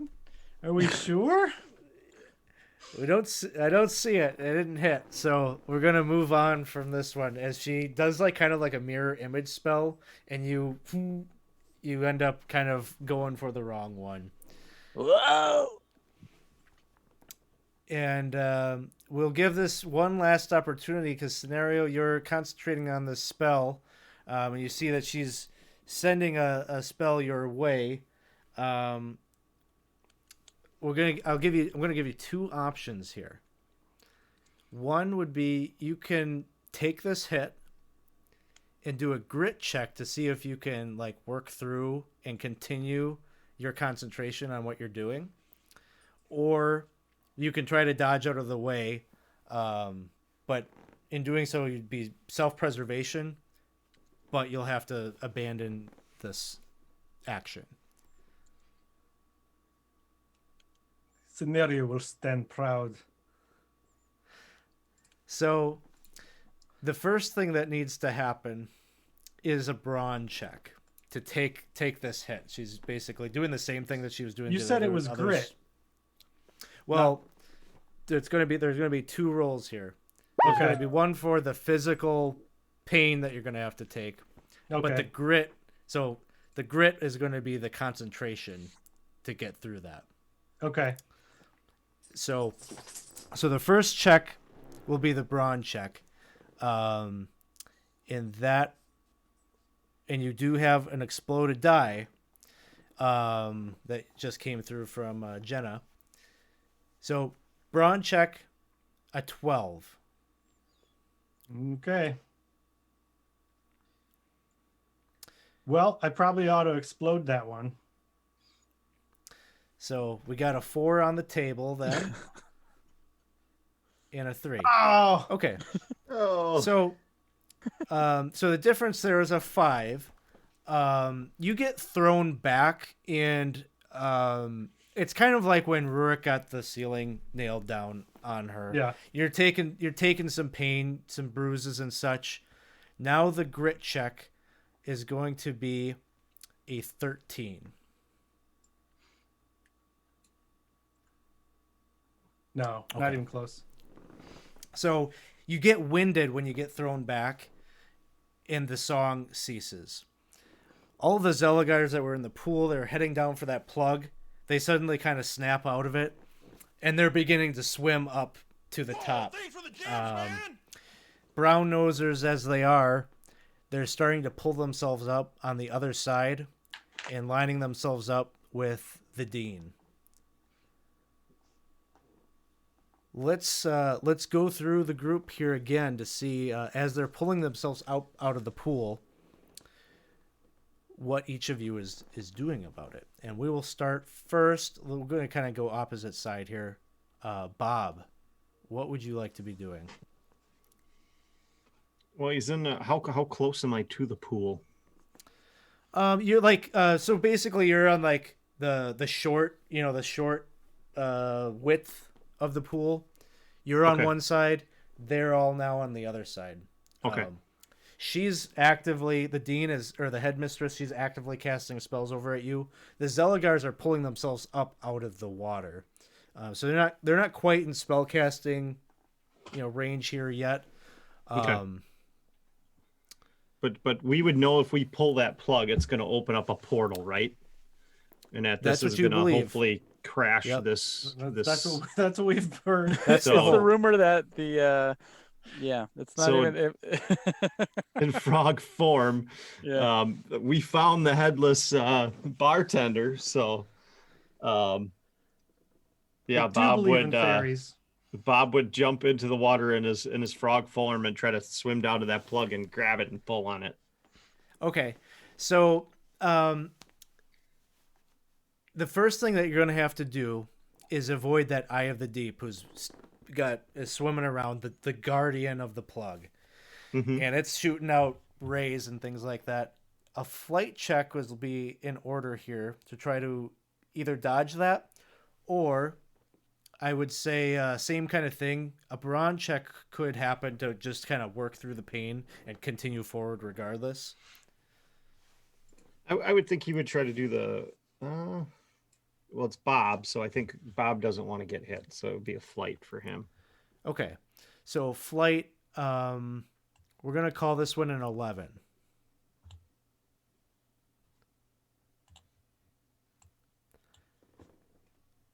And as you dive in, one of these beams hits you, and you become paralyzed. And so you're just kind of like floating there, like a dead fish in the tank water, just kind of idling there. Jarl, you're kind of over on the other side where the headmistress is, and you're maybe flying kind of near where the Zelgars are pulling themselves up out of the pool. Okay.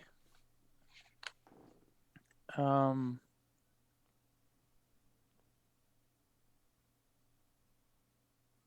Hmm.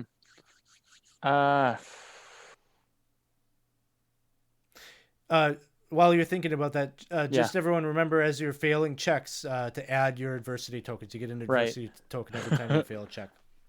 Okay. I think Jarl would he would look at his little Pico wooden frog. He's gonna kind of rub it a bit.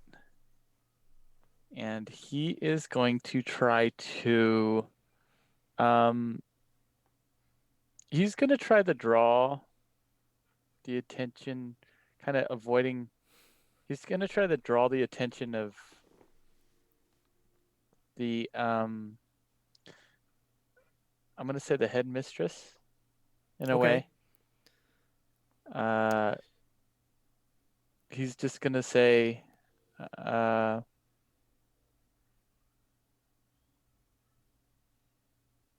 he's gonna say, we're done, dude. We're done with this. We're done with this game, dudette. We're done. Give me a charm check. Okay. We'll call it. This isn't as hard of a thing to do. An 8. Okay.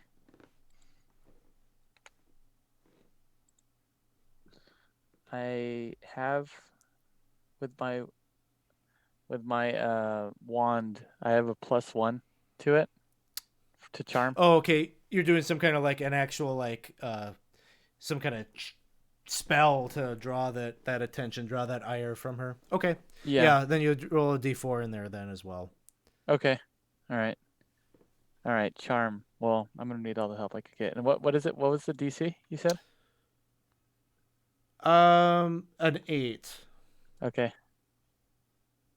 All right. Okay. How many No. adversity tokens do you have? Not enough yet. Just kidding. But She just kind of waves you off, and she says, suddenly her voice is, it kind of breaks in from being the dean's or the headmistress's voice and that kind of scratchy sound, the scratchy voice of that you heard in your brains, in your minds when you were back on the ship, and it just like says, "We'll be done once your transformation is over. Yeah, get out of my face!" And she's like starting to like whip a couple of spells at you, but she redirects her attention back over.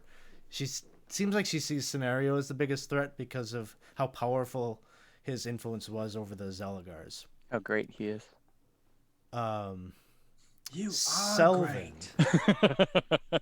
what would you like to do? Where's the dog? The dog is like here. I'm guessing at this point Jarl probably dropped that wine. It's probably lapping that wine up somewhere on the other side of the pool, closer The to dog's splayed back, just leaning. you. Laid back. If the rumors are true, I want to try and break that enchantment. Okay. How would you like to try to do that? With a spell? Of course. And what does Yeah, the think spell about look really- like? Well, it would come from my little trinket I have on my chest. It's like like a rose gold symbol of peace, and the inside's it's like a ice-shaped crystal in a sense, and it's cold to the touch. And just above the dog, these spectacular lights of whites and red and all like wine bottles for some reason as a sprinkle on the dog, and hopefully Okay. to revert him back to previous headmaster. Brains check? Mm-hmm. Okay. So this is going to be like scenarios earlier. This is going to be like a big one or a tough one. Mm-hmm. Mostly because I'm not convinced that the rumor is true. But if you nail the check, we'll go with. That's kind of where I'm going with this. So, what did I say for the earlier one scenario? 18, right? 18 Was the big one. Yep. Well, I'll take it Selvin- one step down and make it a 17. It's still in that really hard range, but 17 on this one. Well, Selvin is very well known for his luck, so we'll see. Yes! Oh, That was almost a 5 and a failed Wow. to be an 18. oh, there it was. The pendulum finally swing back. They in. made it like real dice. I'm sorry you don't get another adversity token. Oh, Don't It's worry, we're okay. getting a lot of them. I have one free reroll if I need it. So you invoke the power of that trinket that you have. You summon up a spell that you think is like some kind of counter charm. And what happens isn't exactly what you were expecting. You were kind of expecting this Great Dane to transform into, you're not exactly sure what, but probably like a person or some kind of humanoid. And it transforms into an illithid. It looks like the illithid, there's some distinguishing features about it that make it seem like it's probably Cephalosk. And he almost immediately like comes into the room, and as soon as that happens, the headmistress's attention is on Cephalosk, but he reaches out and seems to grab hold of all of the Zelagars, and they all start jumping back into the pool. And with that, they start whipping up their spells, and all of this chaos seems to start to glitch out the headmistress a little bit as you just kind of see her kind of fragment, like almost like a computer program pixelates a little bit. She's trying to maintain that. The whole pool itself and the room starts to kind of get crossed. There's like pieces of the library start showing up here. The bartender starts replicating. All sorts of like weird visual things are happening as the Zelagars finally seem to like pull up the plug using some of their telekinetic abilities, and all sorts of strange things start pouring out from a portal that does indeed open up at the base of the pool. And as this is all happening, it becomes kind of overwhelming for the Elder Brain to keep this facade up. And you come back awake, back at the ship. And that's where the next session will pick up, with everyone who's in that session waking up in trying to pick back up on the quest to deal with this Elder Brain now. Get the tadpoles out of your bread. Get those tadpoles out of the brain. Yeah, exactly. But you managed to do this relatively quickly. That not enough time has passed that you've transformed yet. So this is the good news. So I want to say thanks to the players. This was not in the plans Yeah. until at some point yesterday. I spent this on because I was trying to basically write out the same type of thing in D&D rules, and I was like, I just don't think it's gonna flow the way I want using D&D. So thanks everyone for doing something a little out It of the was fun. ordinary. Oh, it was fun. That was a blast. That was awesome. Yeah, thanks for the audience for the cheers and the adversity tokens. They came into play Yes. big time here. Once again, if you're just checking in on us for the first time, please do follow us. Follow the channel because we do have a lot of things coming up here this next week. We're running a whole week of games for Extra Life. And so if you follow the channel, you get the notifications when the different games go on. And we've got all sorts of different things. We've got Ed is running a Fallout themed game. We've got Dave is going to be running a Star Wars themed game. We've got a number of, I think, a blend of serious and comedic games that we'll be running. So there's going to be a lot of content. And it'll be a nice week to come and check out the channel and see all the different charities or children's hospitals that our DMs are playing games for. So if you want to donate, please check out our Extra Life page. I just put that up in the Twitch chat, so you can go check that out. All the DMs have their pages set up with different incentives and ways that you can impact their game with donations. So check that out. You can be a part of the fun right along with us. So I want to see here real quick. Do we have any friends that are online? So that we can drop a raid. Let's drop a raid over to proficiency bonus. We haven't done that. We've gone over that way in a while. So thanks everybody. We'll see you all soon. Bye. Bye. Bye. Goodbye. Goodbye.